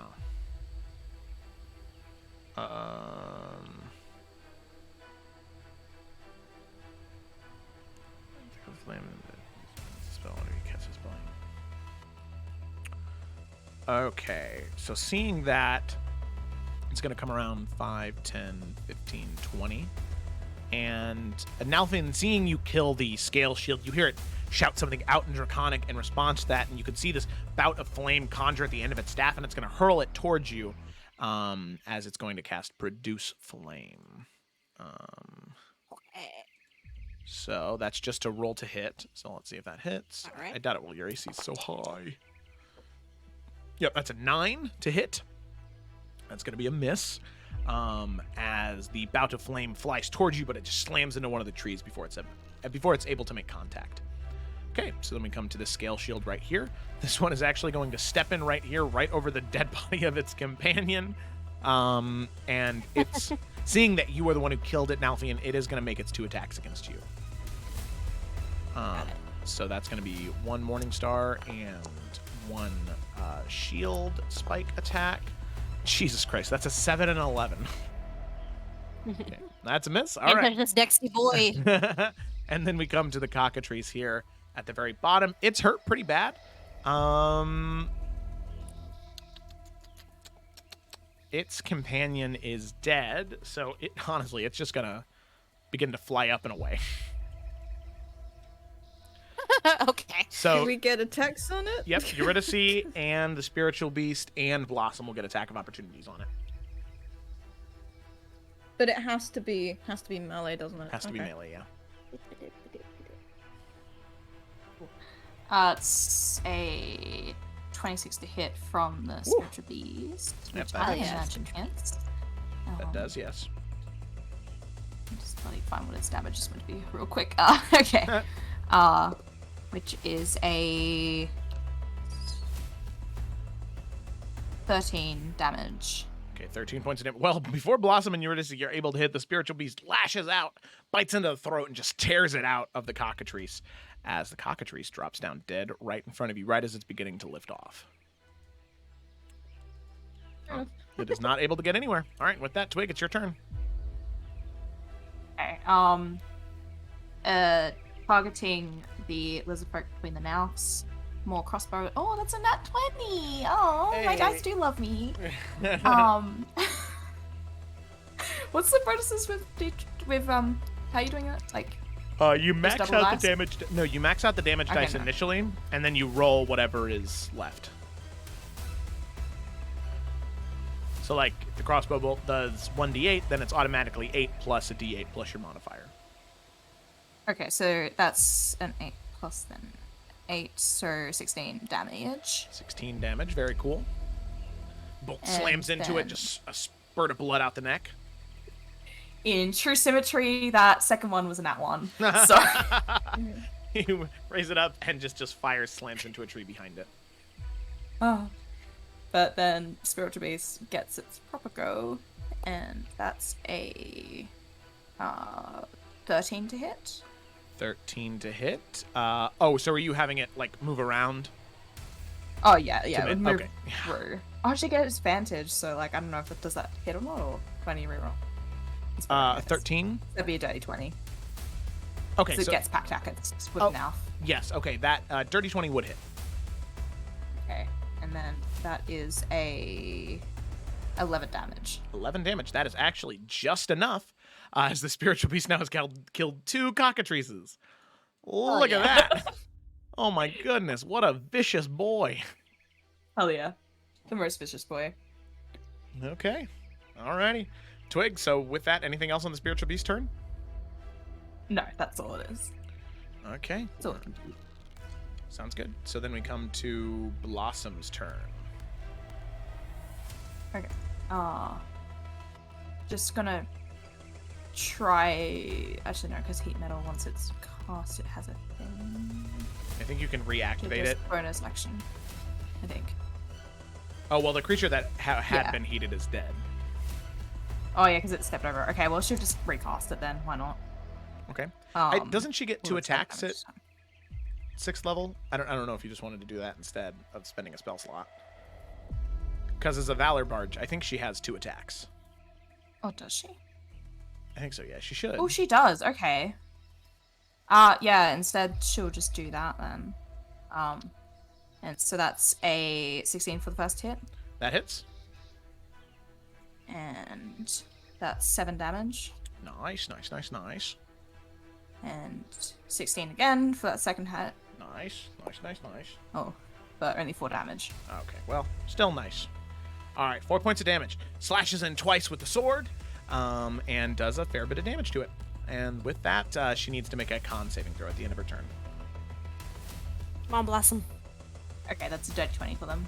Okay, Good, so good. with that, they will be saved from the effect. The arm continues to bleed, but luckily no more petrification. All right, Nalfian. It's your turn. Oh, and, yeah, inspire now. This is the second thing, yeah. Okay. All right. So kind. Save All that for your right. saving throw.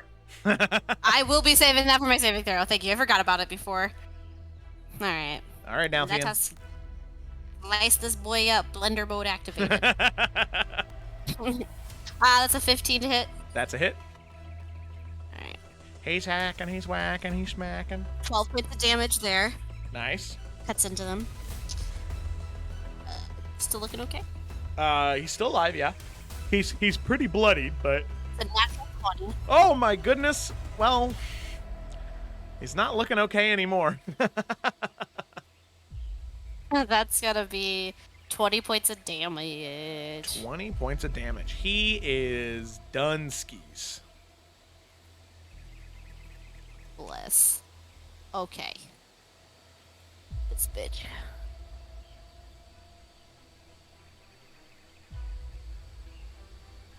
Shadow Elf's gonna move up to this bitch. Okay. Because he can move unrestricted. Yes, that is true. Just phasing through everything as old man Nalfian just walks through the woods. I don't want to use another one of these yet because I don't know when I'll need it. So I'm just gonna keep him there. Just walk up unafraid. And then that'll be the end of my turn after I make my con save. Yes, con save. Nalfian would make a good statue.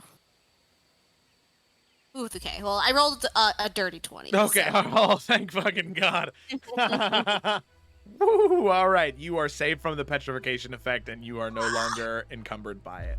You can feel your one Yay. arm that was beginning to turn to stone shake away as you regain feeling back in it. Oh yeah. Eurydice, what will you do on your turn? I will walk. Well, I guess like struggle through. Struggle over here. Yeah, I'll go over here. And then Eldritch Blast the shaman dude. That's what I'm gonna do. So that is 2 dirty 20s to hit. Oh, wow. Yeah, those will both hit. And that is. Oh, fuck yeah, that's 10. Okay.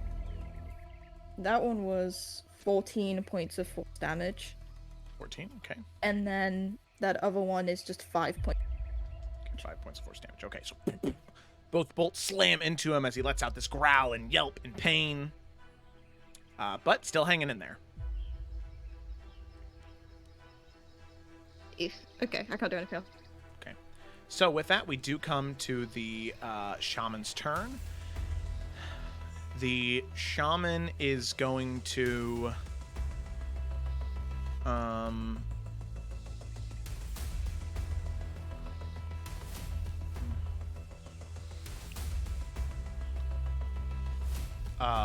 yeah, okay. So the shaman is going to use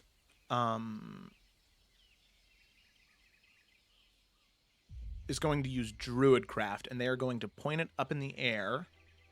What's the range on Druidcraft? 30 feet, yeah. So they're going to point it 30 feet up in the air, right above the tree line. And you can see this harmless sensory effect of just a brief flash of light. Kind of like a firecracker or some type of small firework just crack off. And they're going to do that. And then they are going to... let's see.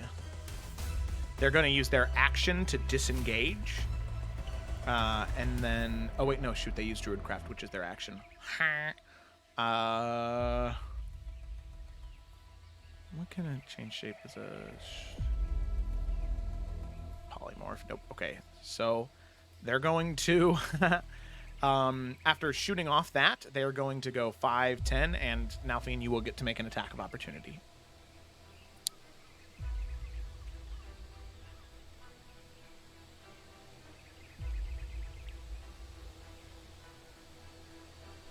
It is a 22. 22, that's a hit. Roll your damage.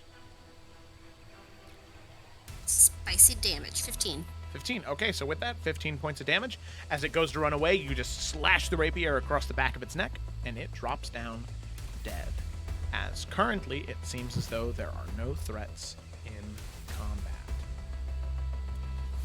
So, with that, all of you take a moment to look around. All of the enemies dead. And We should get out of here. We need to leave. Yeah, we need to go. Like, no. ASAP. Like yesterday. Yeah. Before we get too far, what's going on over here? Can Alfie just like quickly, like as we're kind of breaking out of the tree line, just kind of like... Yeah, of course. So looking around, it seems to be there are crates that had just recently been broken into. All of the materials are still there. You can see different sets of maybe incense and cloths and different trade goods or materials, most of which seem to be very fine and very well made. There's probably about 8 or 9 different crates that if you were to carry all of the crates, could probably net you a profit of about 4,000 gold. Yeah, yeah. Okay. Yeah, but we We have can to come back carry later. these. Yeah, let's... Like, Can let's just get out. Nalfian tuck Let's go. these? Like, just push them back in here and cover them up a little bit so no one knows they're there? Yeah, sure, you definitely could. Taking Okay. the time to do that, you do push things back into the tree line as everybody's sort of gathering and getting ready to go. And Nalfian, one thing you do notice once you get all of them pushed back into the tree line, you can hear this sort of whizzing sound as not near you, but maybe 10 or 15 feet away from you, right where that flare had gone up, an arrow flies out of the sky into the ground. And you sort of, for a moment, just sort of lean back up against a tree and look around. And obviously being somebody who is used to, familiar with archery, and Twig, you might be able to do the same, you can sort of follow the trajectory of where it maybe came from. And you can see there is a very, very, very tall tower standing in the middle of that ruinous city that you could just barely see above the tree line from where you're at. And you have a feeling that it maybe came from there. Okay. Then Nalf's gonna back away slowly, and they're gonna just get the fuck out of there. Okay. Yeah. I will say if we want with rope trick, we could just like, If we need to get ourselves a little hiding place. So I will say, like, probably try and get away, but if it seems like there's any, like, scouting parties from this, I guess, tower or whatever coming our way, then I suggest we hide in, you know, some little extra dimensional space. Right. I like that idea, but let's just try to go away first. Yeah. Yeah, move a bit and then we can hide. Yeah, just in case there's any parties, like, coming directly to us. Yeah. So I guess just keeping an eye out for that. Okay, go ahead and make a perception check. Oh no. That's 10. 10, okay. You don't notice anything as you are moving through the roads and forest, trying to make your way to wherever this map is leading you.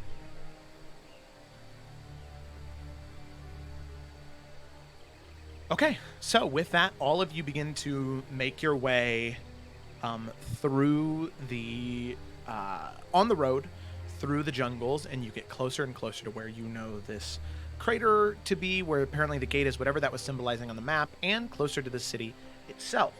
However, it is, you should note that luckily, because all of you are moving a little faster, every once in a while, maybe every minute or so, there is an arrow that flies and lands very close to you. And the closer and closer you get to the city, the more frequent they are becoming. Okay. Is there a way for us to travel? Is there a way for us to travel like along the tree line rather than on the road so they can't keep shooting at us? You can travel along it just slows you down, like exponentially slows you down to be along the tree line. And are they trying to hit us, or are they trying to keep us away? Yeah, I was gonna say, can we get like a better look to see if there's anything like funky with this arrow? Yeah, so maybe picking one, like tracking. Picking one up out of the ground. You can see that for one, they are very, very long, well-constructed arrows. They seem to be made by a much more civilized blacksmith than what these lizard folk have. But you have a feeling if they can aim this accurately from that far, that if they wanted to shoot to kill, they probably would have been doing that. But they're just regular arrows. Yeah, there's nothing inertly magical about them that you can tell.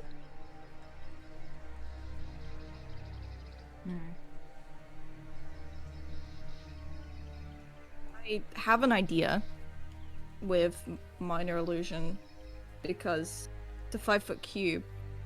So if I was to hold that up in front of us, make it like an illusion that kind of just like matches the road a little bit from the front, from a very, very long distance, would it make it way harder to see us? Maybe? Minor illusion's static though, right? Is it static? Like, as in, it's not gonna be able to like move with us if that's what you're talking. Yeah. Yeah. Maybe. I mean, it could help every once in a while, but like I said, it's not. They're not necessarily trying to. At least as far as you can tell, they're not like hitting you right now. So. I mean, why it could. Why are they shooting if they don't want to hit us? And I don't know, because they're moving fast. Are we getting suggest close? Maybe stopping and seeing if she can ask like one of those lizards or whatever that's around. That's a good idea.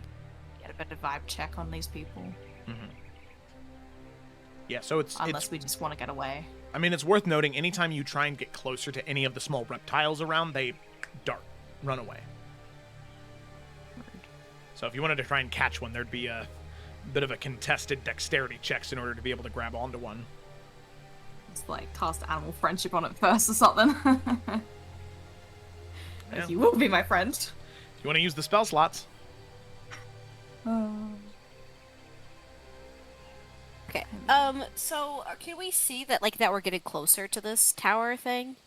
Yeah, the closer you get to where the map has marked of that crater and the gate, you are getting closer and closer to the city as well.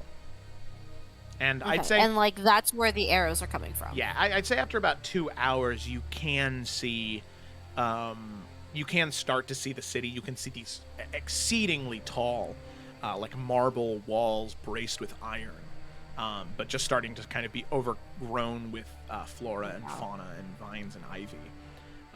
But eventually you do find that crater, but there's no gate. All you see is a small, shallow pool of water. It's normal water. Yep, normal water, and Nothing funky? as you just sort of, nothing funky about it, no, but it does seem like a lot of crater. So the crater is very large, and the water maybe only comes up to about your your calves or your knees.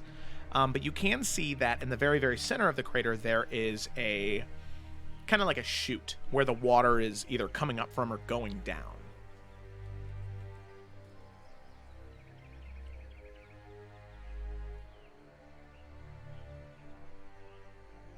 Is there any way to like get a better look at if this is like some kind of source or something?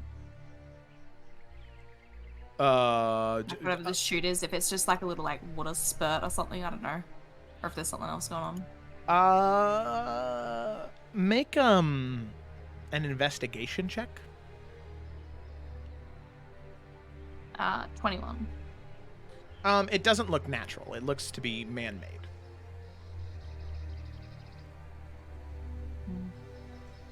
How big is it?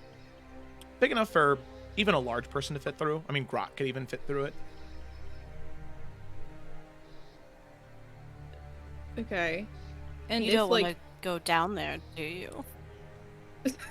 well, if you like feel Concerned. it, is the water coming towards us or away from us? Like, does it feel like we're getting sucked down, or does it feel like it's coming up? No, it's getting sucked down. So really, we Water could slide? go down there. Water slide. We can't breathe. You know, I think it's not the worst idea with it. I think it is. We don't know where this is going. I think that's like a fairly good idea of where it might be going. A fairly good idea? Where's your fairly good idea? The city? Yeah, that's what I was thinking. They need water. Well, I mean, because like the arrows it's are coming going from the city, down. right? Uh-huh. Yeah, it's do we going actually want down to head and then like towards the maybe city, though? across. This place Well, is they're gonna firing at I us. mean, Why are we like, let's we go want- there? No. But we want treasure. Okay, wait a Alright. second. What's wait the a plan? second. Is this Water okay? slide. I'm having a rethought. Is this over here, the skull and crossbones, like a symbol for like where the treasure is buried? Or is it just like death here? Because like typically, a cross means like treasure, but like it's a skull and cross, so like that's what's throwing me off about it. Yeah, I feel like that's pretty universally danger, surely. Yeah. Okay, now it's gonna do the age-old throw a rock down the hole trick and see what happens. Okay, you sort of floats for a second and then just slowly begins to sink until eventually, kind of like a toilet bowl, it almost swirls around the hole and then drops. Shadow Knife's gonna go into the hole. Well, Shadow Knife can Echo- only go 30 echo- feet from you, right? Yep, but he's gonna go 30 feet until he disappears and tells me what he sees until he disappears. Oh, okay. 30 feet.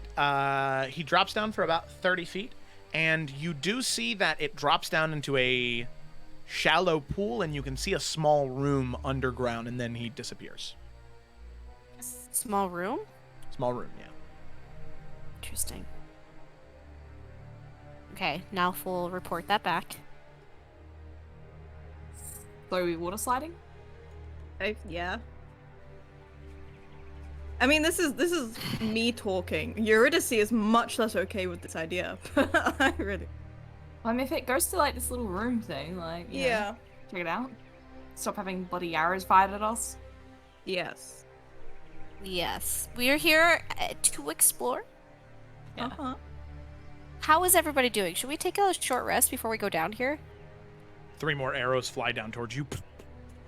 Yeah, I was gonna say do that Okay, or try nope. and short rest when we're in the room. Yeah, let's go down the hole.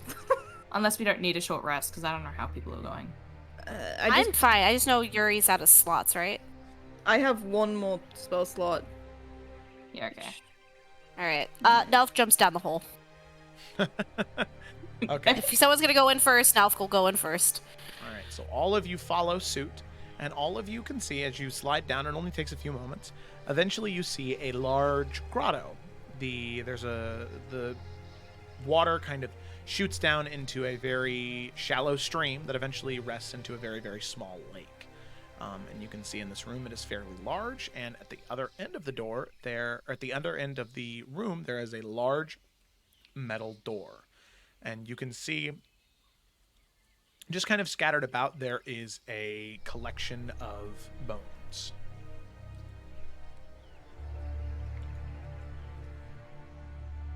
This is really pretty. There's a collection of bones where? Just kind of scattered all over. Really. Animal bones or human bones? Or Humanoid. It is worth noting that none of them in here are dragonborn remains.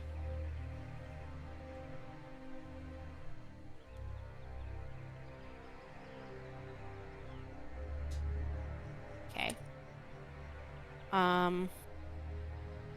We'll look Very around. pretty. Is it like, is there anything else in this room besides the door? Make an investigation check.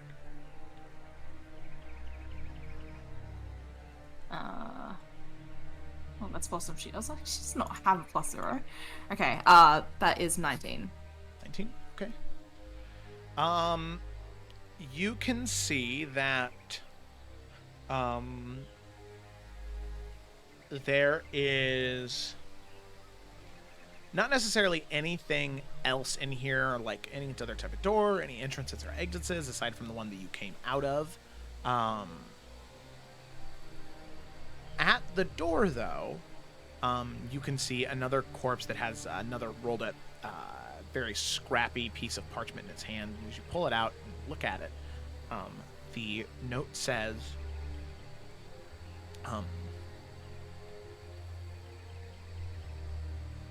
the dragon's fang will undo the lock.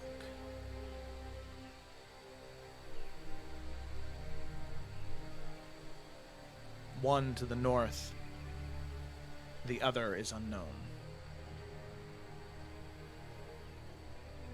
And the note kind of trails off from there. You can see, looking up at the door, right over here, there are very intricate swinging mechanisms that seem to be locking this door in place, but on each side of the door there are two narrow slits where something could be inserted.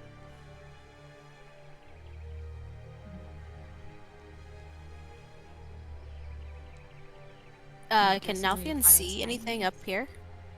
It said something to the north, so like, is there anything going on up there? Do you think it's just in the corner though, or just from the island? Because there was also the little like, oh, there's the village temple or north, whatever isn't there? looking structure in the north as well. That's a good point. I don't know. Can he just look up here for a second, just to see if there's just a dragon fang just chilling on the ground? Go ahead and make an investigation check. Oh, then he has one more thing he's gonna do after that. Investigation. 11. 11. Yeah, sort of poking around, you do find different pieces of vegetation and some fruit growing off of the trees, fruit you don't recognize. But in terms of any dragon fangs or anything like that, no. Okay, second thing, can he jam his dagger into one of these holes just to see if it fits? Yeah, so as you take your... do that if he tries. I What? wouldn't want to, like, damage it, right? Well, I mean, like, jam as, and he's just gonna see if it fits. Like, he's not gonna be, like, breaking it off in there. Okay. Or if there's any, like, Like, if it looks fail-safes, like- you know, you're trying to, like, break your way through here and then, I don't know, traps. I mean, he's not gonna, like, put it in there if it looks like it's gonna break, or if it looks like it's going to, like, trigger something. He's just gonna compare it to see if it would even go into it. Yeah, so it's kind of the idea. Make another investigation check as you approach the door, then. Okay. Yeah, because he doesn't want to, like, set anything off. He just wants to see if it'll, like, even fit. 15. 15. Okay. So as you approach, it doesn't seem like the door is trapped or anything like that. And as you pull out your dragon-tooth dagger and slowly, calmly, not jam it, but just kind of set it in there, the dagger does lock into place. And you can see half of the door begin to unwind and uncrack. However, As soon as you remove the dagger, the locks move back into place. I mean, can Twig try and get the other with the little necklace thing that Grok made her? Sadly, trying to With one use of the that, dragon's it's just not big enough. Those were smaller dragon's teeth, and it Yeah, doesn't okay, seem to okay. have any effect. Right, well, we gotta find another one. I'm sure that'll be a piece of cake. And is there anything else on this door? Like, I know there's like mechanisms and all that, but is there anything to like, you know, suggest, I guess, what it might be holding or anything like that? Yeah, there What is kind of writing on culture the it might be door. attached to? Sadly, it is all in Draconic.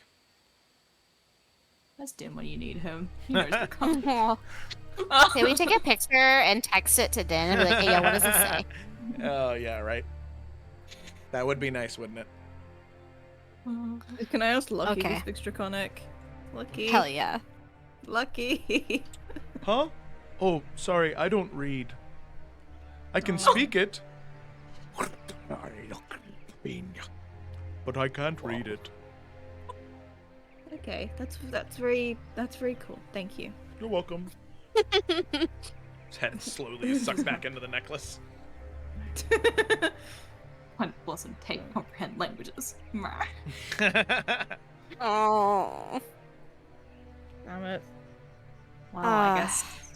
Back Do out. we still want a short rest though? Yeah. I would like right? to. Yeah. I use the spell slot that I have to put Fireball back in my amulet, and then I'll get my spell slots back. And hopefully not get fucking counterspelled again. Little bitch. Yeah, to be a warlock is to be in pain. It's so... It's fucking annoying, because you only get one.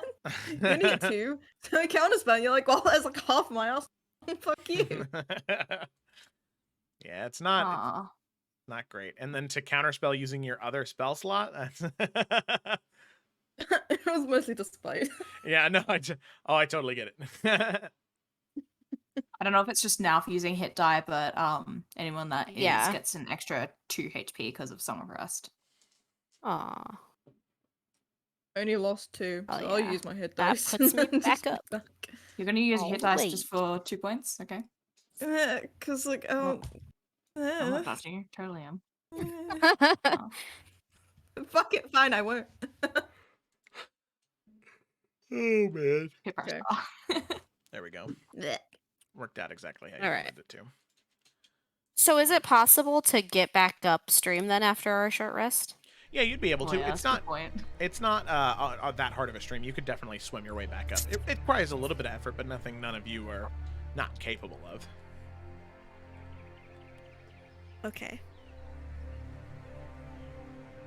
Okay.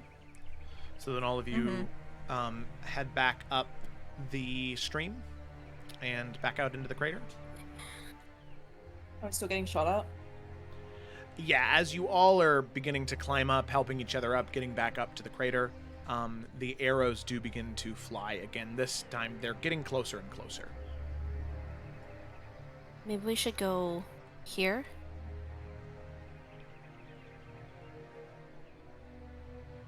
Or do we want to risk going around, or... Or we just want to go to the town, because I don't know if it is just them trying to draw attention. Because if they're not hitting us, and like these arrows are just arrows, like... Yeah. They could be friendly. They could be signaling. Friendly arrows. Maybe they Friendly think we're arrows. gonna be a Friendly threat and they don't want us to be a threat, so... Unless it's like a warning, like, stay away. That's what I was thinking. How far away is the town? It's maybe another hour walk. I mean, you can see the walls from where you're at, but in order to get to where there Yeah. might be a gate... Can we start moving that way and have like Shadow Nelf lead the way? That way, if something goes astray, like he'll get, hit, and we'll kind of get the idea that we shouldn't be going any closer. To the city?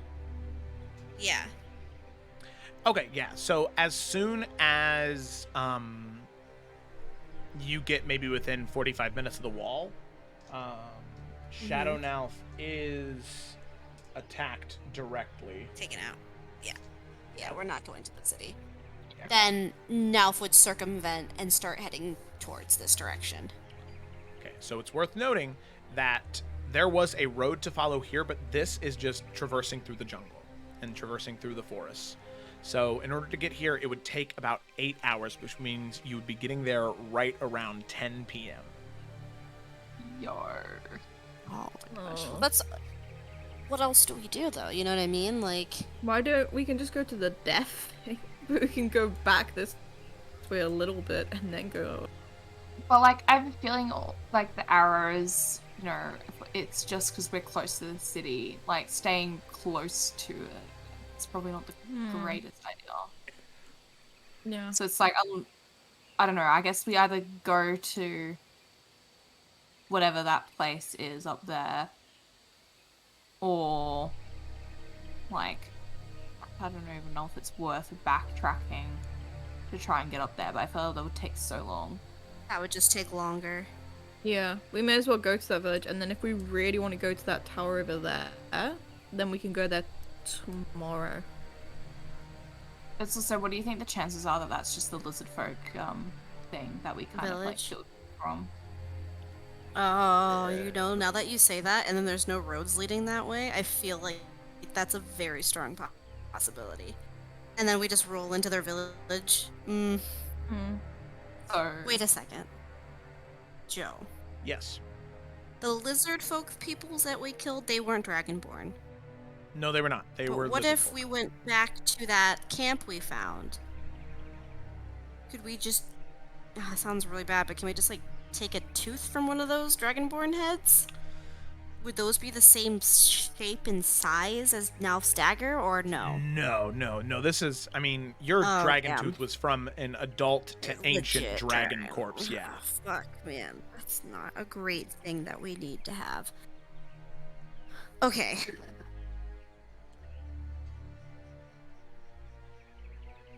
Yo, maybe we need to go to the X. It's just like, I don't know if we want to be so close to the city, though. It's well, like, worth they seemed fine creeping until we out. got like really close. Yeah. Okay, yeah. wait. So, is this area more like a clearing? Like, can we get a better idea of what's over there now that it's not like just thick jungle? You'd still have to get closer. I mean, maybe you're about, since there's no jungle there, you're maybe about an hour to an hour and a half walk from there. I mean, once you get within a half an hour, you could probably see it a little better. I think But it's worth at least from where checking. we're at, we can't see that, like, you know, if there's any like structures or if it's, you know, anything like that. No. Okay. I said we go that way. Yeah, I just, since you said that, I feel like that's definitely what this could be. Because they have to be from somewhere. And if there's no road and it's all dense forest, and as well as they can move through forest, I think that's a really good assumption. But as soon as we see something from here, I don't think we should just go walk, like, you know. And I think we should skirt the edge of the tree line to try to keep as much different distance between, I don't know, the city and us. Is that Gucci with everyone? Okay, Yeah. that is our plan, Joe. We're going to the place we wanted to avoid all along. I will say, Hey, man, Trigger's I was just an gonna advocate. keep note to see if there's any, like, any of the little animals or anything that's not gonna just run away from her immediately. Yes. So, oh man, thank you, ZSombox0909 for the follow. That's amazing. Got a little bit of a treasure hunting thing going on right now. So yeah, I would say that as you're traversing along sort of the side here, just making your way towards that skull and crossbones. Like I said, all of these animals are just terrified. Like they're all just kind of running and scurrying away and not really letting you get close enough to say anything to them. None seem willing to talk.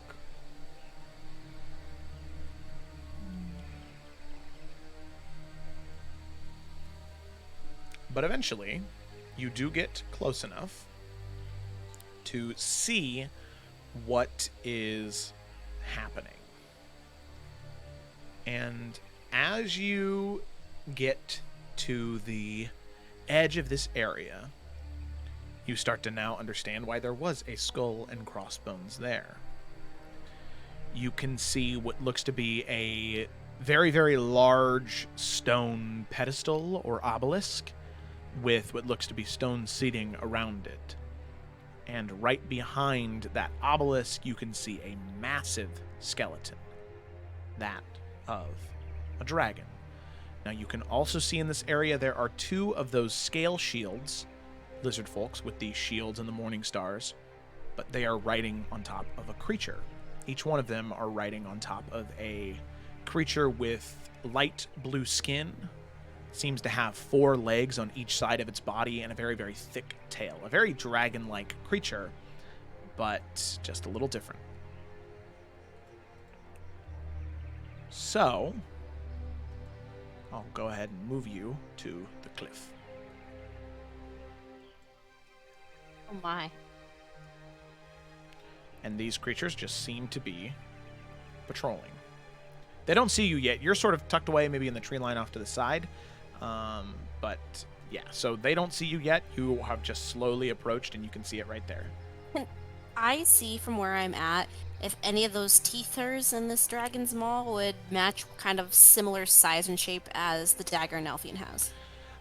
Due to decay, there is only one that you can see from where you're at. Then I'm getting my hands on it. Okay. Okay, now I'm just gonna turn around to everyone and kind of put out, and he's just say, alright, how do we want to do this? One of us could try to sneak in and get it. We could fight these things outright. What are we thinking? How loose does it look? Like, does it look like you'd have to properly, like, yank on it to get it out? Yeah. Mm-hmm. Ugh.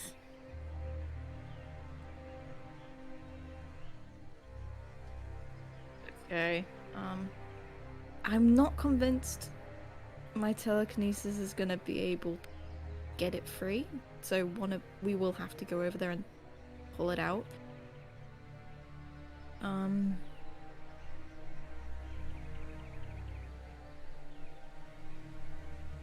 I can send my echo in. He's quiet.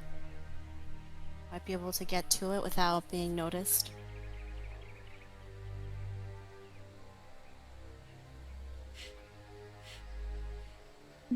Well, if you're able to use the pedestal as cover, at least from some of them.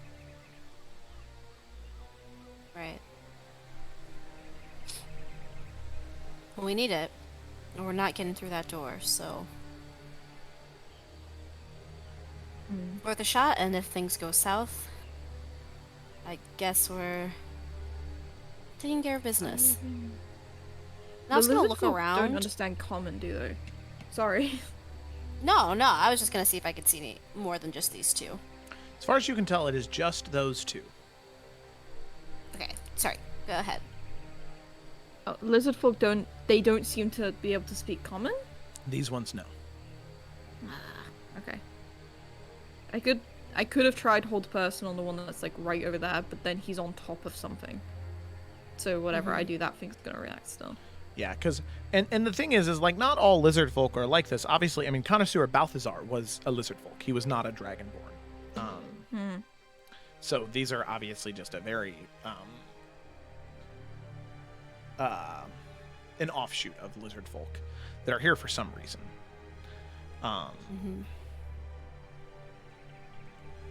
Okay. I'm gonna summon my echo and try to do this. Okay. Is that okay? Yeah, that's fine. Okay. So let me go ahead. And then now I was gonna are these ones right here big enough to hide from, or are we still like in the brush where we are right now? These ones, no. These small ones right here. The bigger one right here. No. That's not what I was asking. The stones, are these big enough to hide behind? No, or these are like we currently in the But, like, brush still? You're currently we in the go brush. one surely though, right? Thank you. If you can just get there, then you should be fine at least from that Yeah, one. because this one is about maybe 20, like 15, 20 feet up off the ground in terms of how tall it is. Cool. These are seats, though. Like, these are like little beds almost. Okay. Then Echo Nelf is going to... I'll just use regular Nelf for now. I got It's you. going to... Oh, there you go. Oh, 2i. Yeah. And he can just appear right there. Doesn't even have to traverse through it. He just 30 feet away, just appear right behind it already. Yep. So he just appears. Right Yeah. there. Okay, cool. Yes. Okay. What is this distance here? Okay, he's like 55 feet away. Nope. Then he is going to very quietly try to make his way to the tooth. And he doesn't make sound, but you can still see him if he was looking. Doesn't he have to always be within 30 feet of you? Oh, fuck, yeah. Okay, well then... Can you do like a little switch place whilst he's there? Then you can get over there and then just resummon him, like... Oh, you're so cuddle smart. along. Yeah, just kind of like... switcheroo. Okay, yeah, because Like actually a there's a thing he can leapfrog, do. but like with teleportation. Okay, Nelf's gonna teleport here. Shadow Nelf. Dispelled. Re-spelled. Let's see. Check him there for a second. Okay. No semantics, but we're trying not to be seen here. Let's see here. Yeah. And put Shadow Nelf here. Just magically appear. Okay, right inside the ribcage, yeah. Nelf's gonna go right up to this edge here. Okay, 15 feet. Please be 15. Oh, just barely. Okay, Nelf's gonna have to move like right. That takes him on out the of cover corner. though. Yeah, so as I know, Nelfian, but, like, as it's you... It's a 5-foot difference. I know, as you stand there, I want you to make a stealth check. This up until this point, I 15. haven't needed you to. I'll go ahead and have you make it with advantage because you are... at this point, it's a little bit later in the evening anyway. Okay. So as the sun is beginning to set, these creatures have no idea that you're here. Go ahead and make a stealth check with advantage. Roll. Oof, okay, well the first one is a 22. Okay, all right. 22. They do not seem to notice you. Okay. If that's the case, now he's gonna really hunker down because he has to move at least an inch more this way.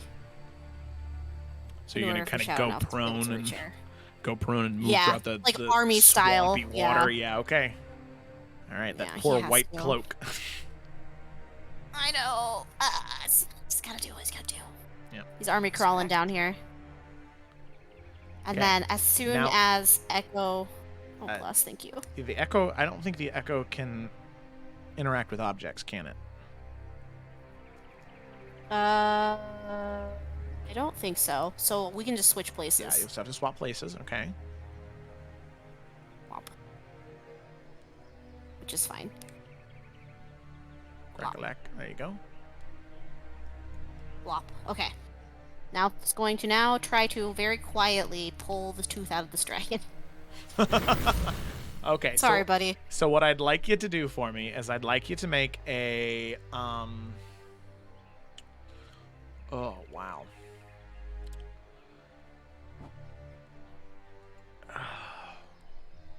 Make a strength check for me to see how long it takes you, because this is brute force here, trying to snap it off.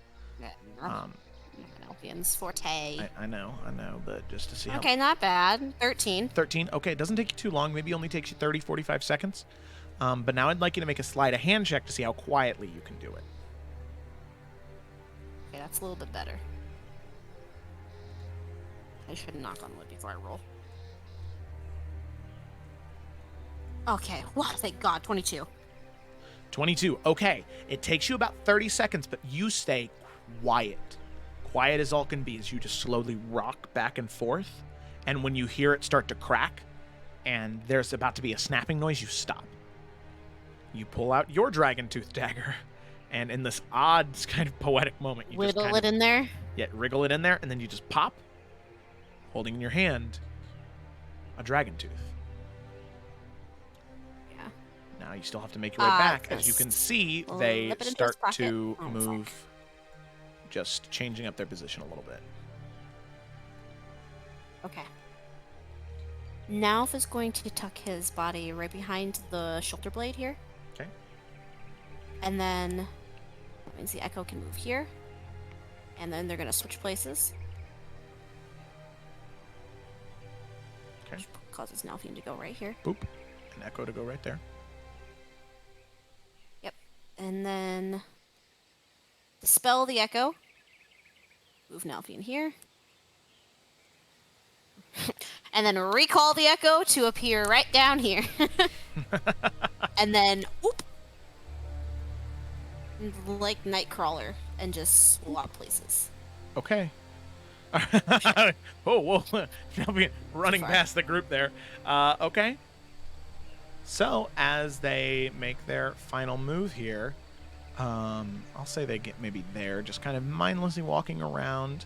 Their entire job is to be on watch, so just as you finish, they're going to make one perception check, just to see if they notice anything. You suck at your job. Okay. I did it before we know. They might see sorry. shit. All right. That is a 14 and a 4. So this one right here with the 4 is going to approach and is not going to notice anything, and it's going to go back to where they were, right around the neck. And you can see them kind of move over here by the head and just kind of go back to where you just were. These one, however, riding on his mount, you can see him sort of move over towards the swampy waters and sees this sort of like marking in the water. And it's up to all of you at that point if you want to watch to see what happens, or if you just want to start booking it back to the grove. Nope. Let's leave. I feel like, looking back to make sure we're not being followed, but yeah, let's just get out. Yeah, okay. Let's go. All right. Yeah. So, So, what we need to do. making their way back to right there, you can see that all of you just, boom, you just begin to dart back towards the grove. Is about an hour and a half run. But as soon as you get maybe 10, 15 minutes away, you can hear this like a horn almost. Oh no. As all of you are running, eventually you get back to the grove, and you can see that in the tree line to the north, you can see the tree starting to just shake a little bit, as if there's some movement within the tree line right as you get back to that small crater that you can drop through. Guess Drop. just get through as fast as we can then. Okay. Yeah. All right. Yeah. So as all of you hear that that horn go off, and you can see the trees beginning to shake in front of you, and you spend no time waiting to see what's going to happen or what exactly is going to be there. You instead just drop down into that hole, and swirling through, you land on your feet. You can see the grove around you and the door in front of you. Yeah. Okay. Nalf's going to quickly, running across the grove. He's gonna put his dagger in and then the tooth in. Okay, so as soon as you run over to the door, you can see that 4 or 5 lizard folk begin to drop in, and shit. some Okay, of them, yeah. these ones are smaller, not wearing any armor. They just kind of start throwing javelins towards you, and they just kind of cling off of the metal door as you jam the first dagger in. The locks unhinge, and you bring up the tooth, jam the other tooth in. Yes. Jamming it in there, you can see the second round of hinges begin to undo. 4 or 5 more lizard folk drop in, now charging at you with these short, like clubs, running very fast, like almost on all fours, skittering towards all of you. You run in those 2 metal doors, now able to swing open. You grab, I'm assuming, the tooth out, right? Oh, I'm grabbing mine out for sure. Okay, are you leaving the tooth in there? Or are you going to try and grab Oh both? god, no. Take them out. Take them both out. Okay, so you take them both out. And with that, as you take them both out, you can see the lizard folk are moving very fast, especially through that water. You are able to move in, take out the dragon tooth and the dagger, and move in, shutting the door behind you. And you can hear the mechanism lock as about 7 or 8 lizard folk slam up against that door, sort of scratching and gnawing, trying to open the door, push it open. You can hear several of those lizard folk come in, trying to bang the door down, jam it down, or just smash into it, trying to break it. But it is unmoving. As all of you now are in the door. However, you do notice that there is no mechanism on the back of this door. No way out. Just ahead. Okay. Guess we're going forward. Yeah. Okay. So you just continue to move forward, and you can see that this small paved stone path eventually grows and becomes larger and larger and larger. And you can see this very large cistern eventually begin to form, where there's different paths of flowing water going past you in different areas, and you can see different levels of this cistern, fairly deep beneath where the city is. And you can see that it's fairly wide. There's different bridges connecting one area to the other, and you can see an exit, maybe about 150 feet up, through these sort of interconnected, almost maze-like stone pillars emerging out of the ground as there's sort of water rushing down, and in these two small, sort of almost small sewers that sort of lead out from where this area is. And so you can see all of these different heighted platforms and stone pillars, all of this rushing water rushing down past you, this intricate slope heading up. And as all of you begin to move, you can see a figure begin to appear at the very, very top of this area. You can see this massive, massive longbow in one hand and a quiver of arrows coming off of the back. A cloak over their face and of their form, and you can just hear this voice echo out and say, I'm going to give you one chance. I'll open that door and you can leave.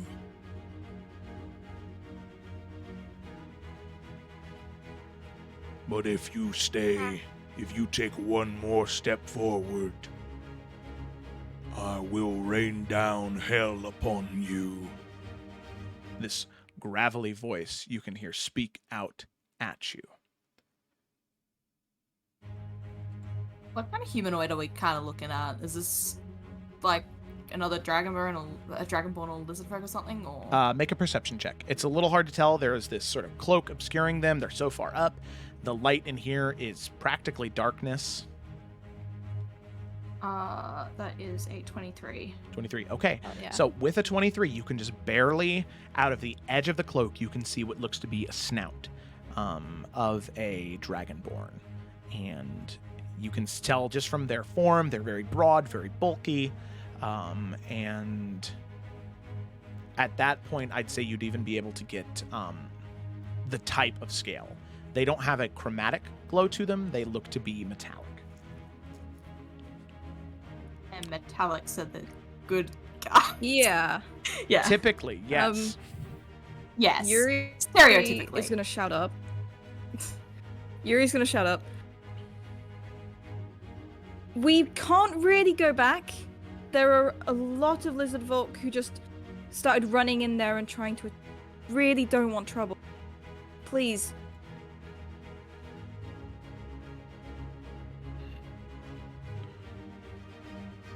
Well, if you didn't want trouble, you should have thought about that before you stopped at this island.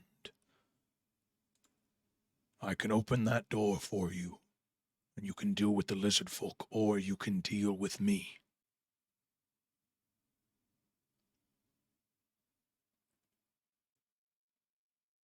Look, friend, we don't want any trouble at all. We just came here to look around, explore a bit. That's all. We didn't come here to hurt anybody. We didn't come here to take anything. Your friends out there decided to attack us. We just want to keep moving. And now we'll, take his hand off of his blade and just, put both hands in the air. But he will conveniently step in front of Eurydice and Twig. Because if he's going to take a shot, it's going to be at him and not them.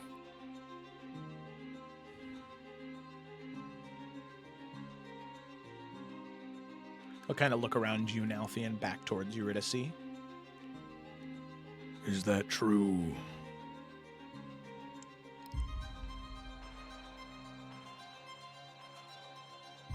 It is true that they did attack us.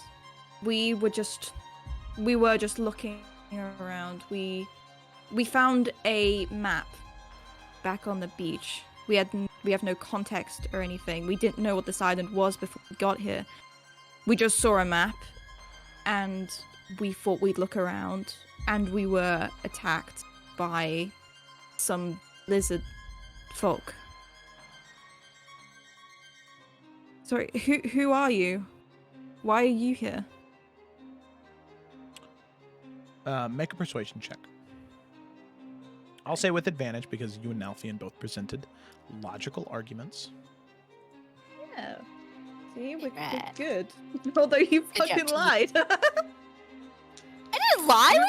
We here lied. to take shit. That's the whole reason we're. Oh shit. Not from okay. CR. Not from like their Right. city, just like yeah.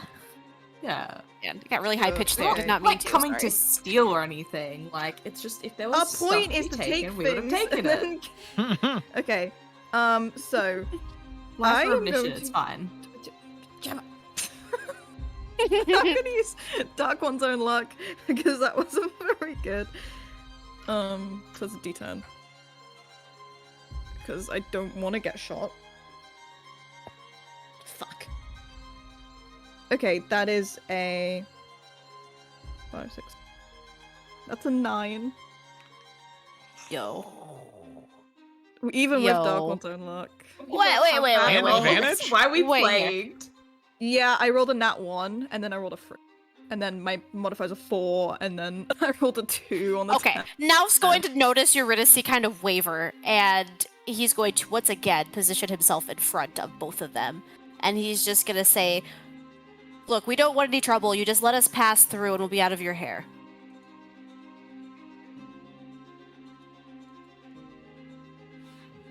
I mean, even if you don't want us getting any further, could we at least stay here until we know they've gone?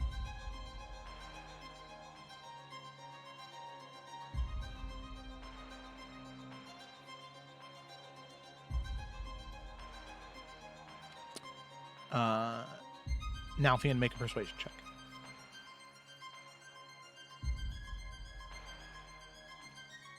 $18.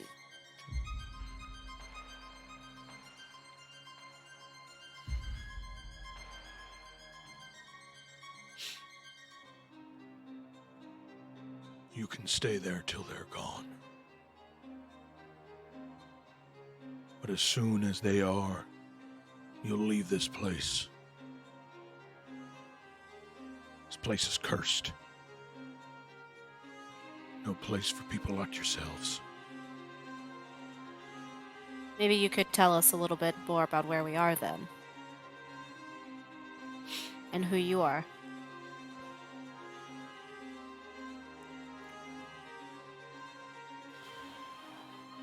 Nalfian, make a persuasion check with disadvantage, as the conversation has not gone in a good direction so far.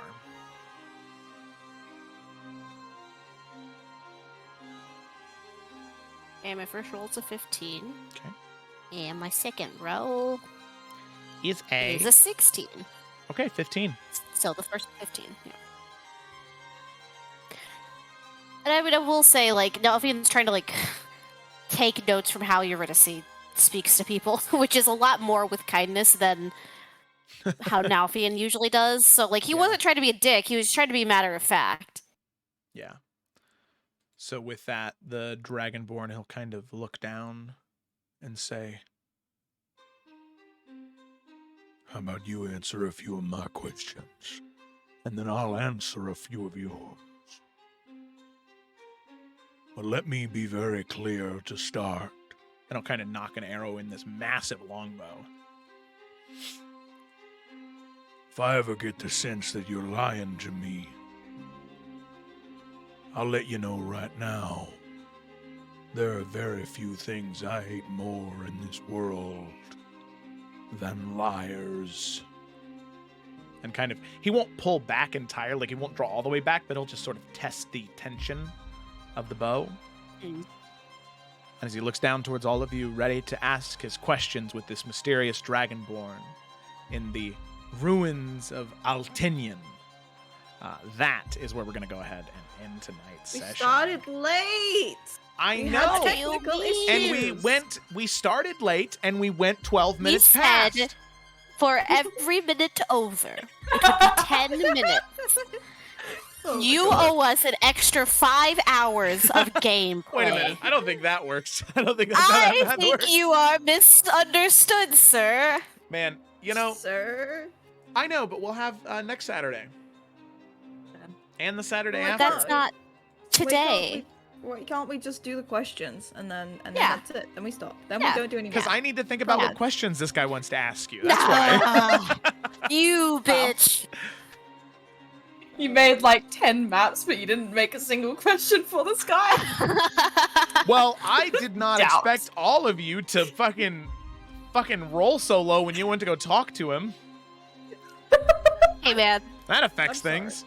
I cursed everybody. It's my fault. I'm sorry, guys. It's okay. We need to like have a cleansing ceremony for all Yeah, our we need to guys. burn sage. Can we burn digital sage for digital dice? I mean, We need to. we're using real dice, or I guess besides. No. River's using real ones, Oh, right? okay. Yeah, they just hate me. Gotta burn sage. Clear the vibe. All right. Well, thank you so much for watching, everybody. I hope you enjoyed the sessions. I know I did. Oh, look at that. Invalid username 123. Whoa, thanks for the follow. Invalid username 123. I don't know if that's a Twitch glitch or if that is just nope, that's your actual name, invalid username 123. Well, it was great to have you here. Also, thank you ZSombox0909 for the follow. Their first boss fight against a corrupted druid, that sounds like that should be a lot of fun. The whole campaign is like just a funeral for my last 3 characters. I don't know what that means, but it sounds cool. I think that sounds dope. I don't know what that means, but I hope it's a lot of fun. It sounds like it should be. Corrupted druids are really good enemies, so that's a good call. All right. Well, thanks so much for watching, everybody. Be sure to tune in next Saturday for the continuation of this, whatever questions this mysterious dragonborn has to ask in this ruined city on this isle in Iverion. Or stick around for next Tuesday for the Adventures of the Salamander Coast, or next Friday for the continuation of the Adventures of the Explorers of Ephera. We got 3 campaigns, 3 times a week. Tune into whichever ones you want, but just tune in next Saturday for Isles, because you want to know what these questions are. I want to know what these questions are too. So that's why we're going to go ahead and depart now, so I can think about what he wants to know. So thanks for watching, everybody, and we will see you next time.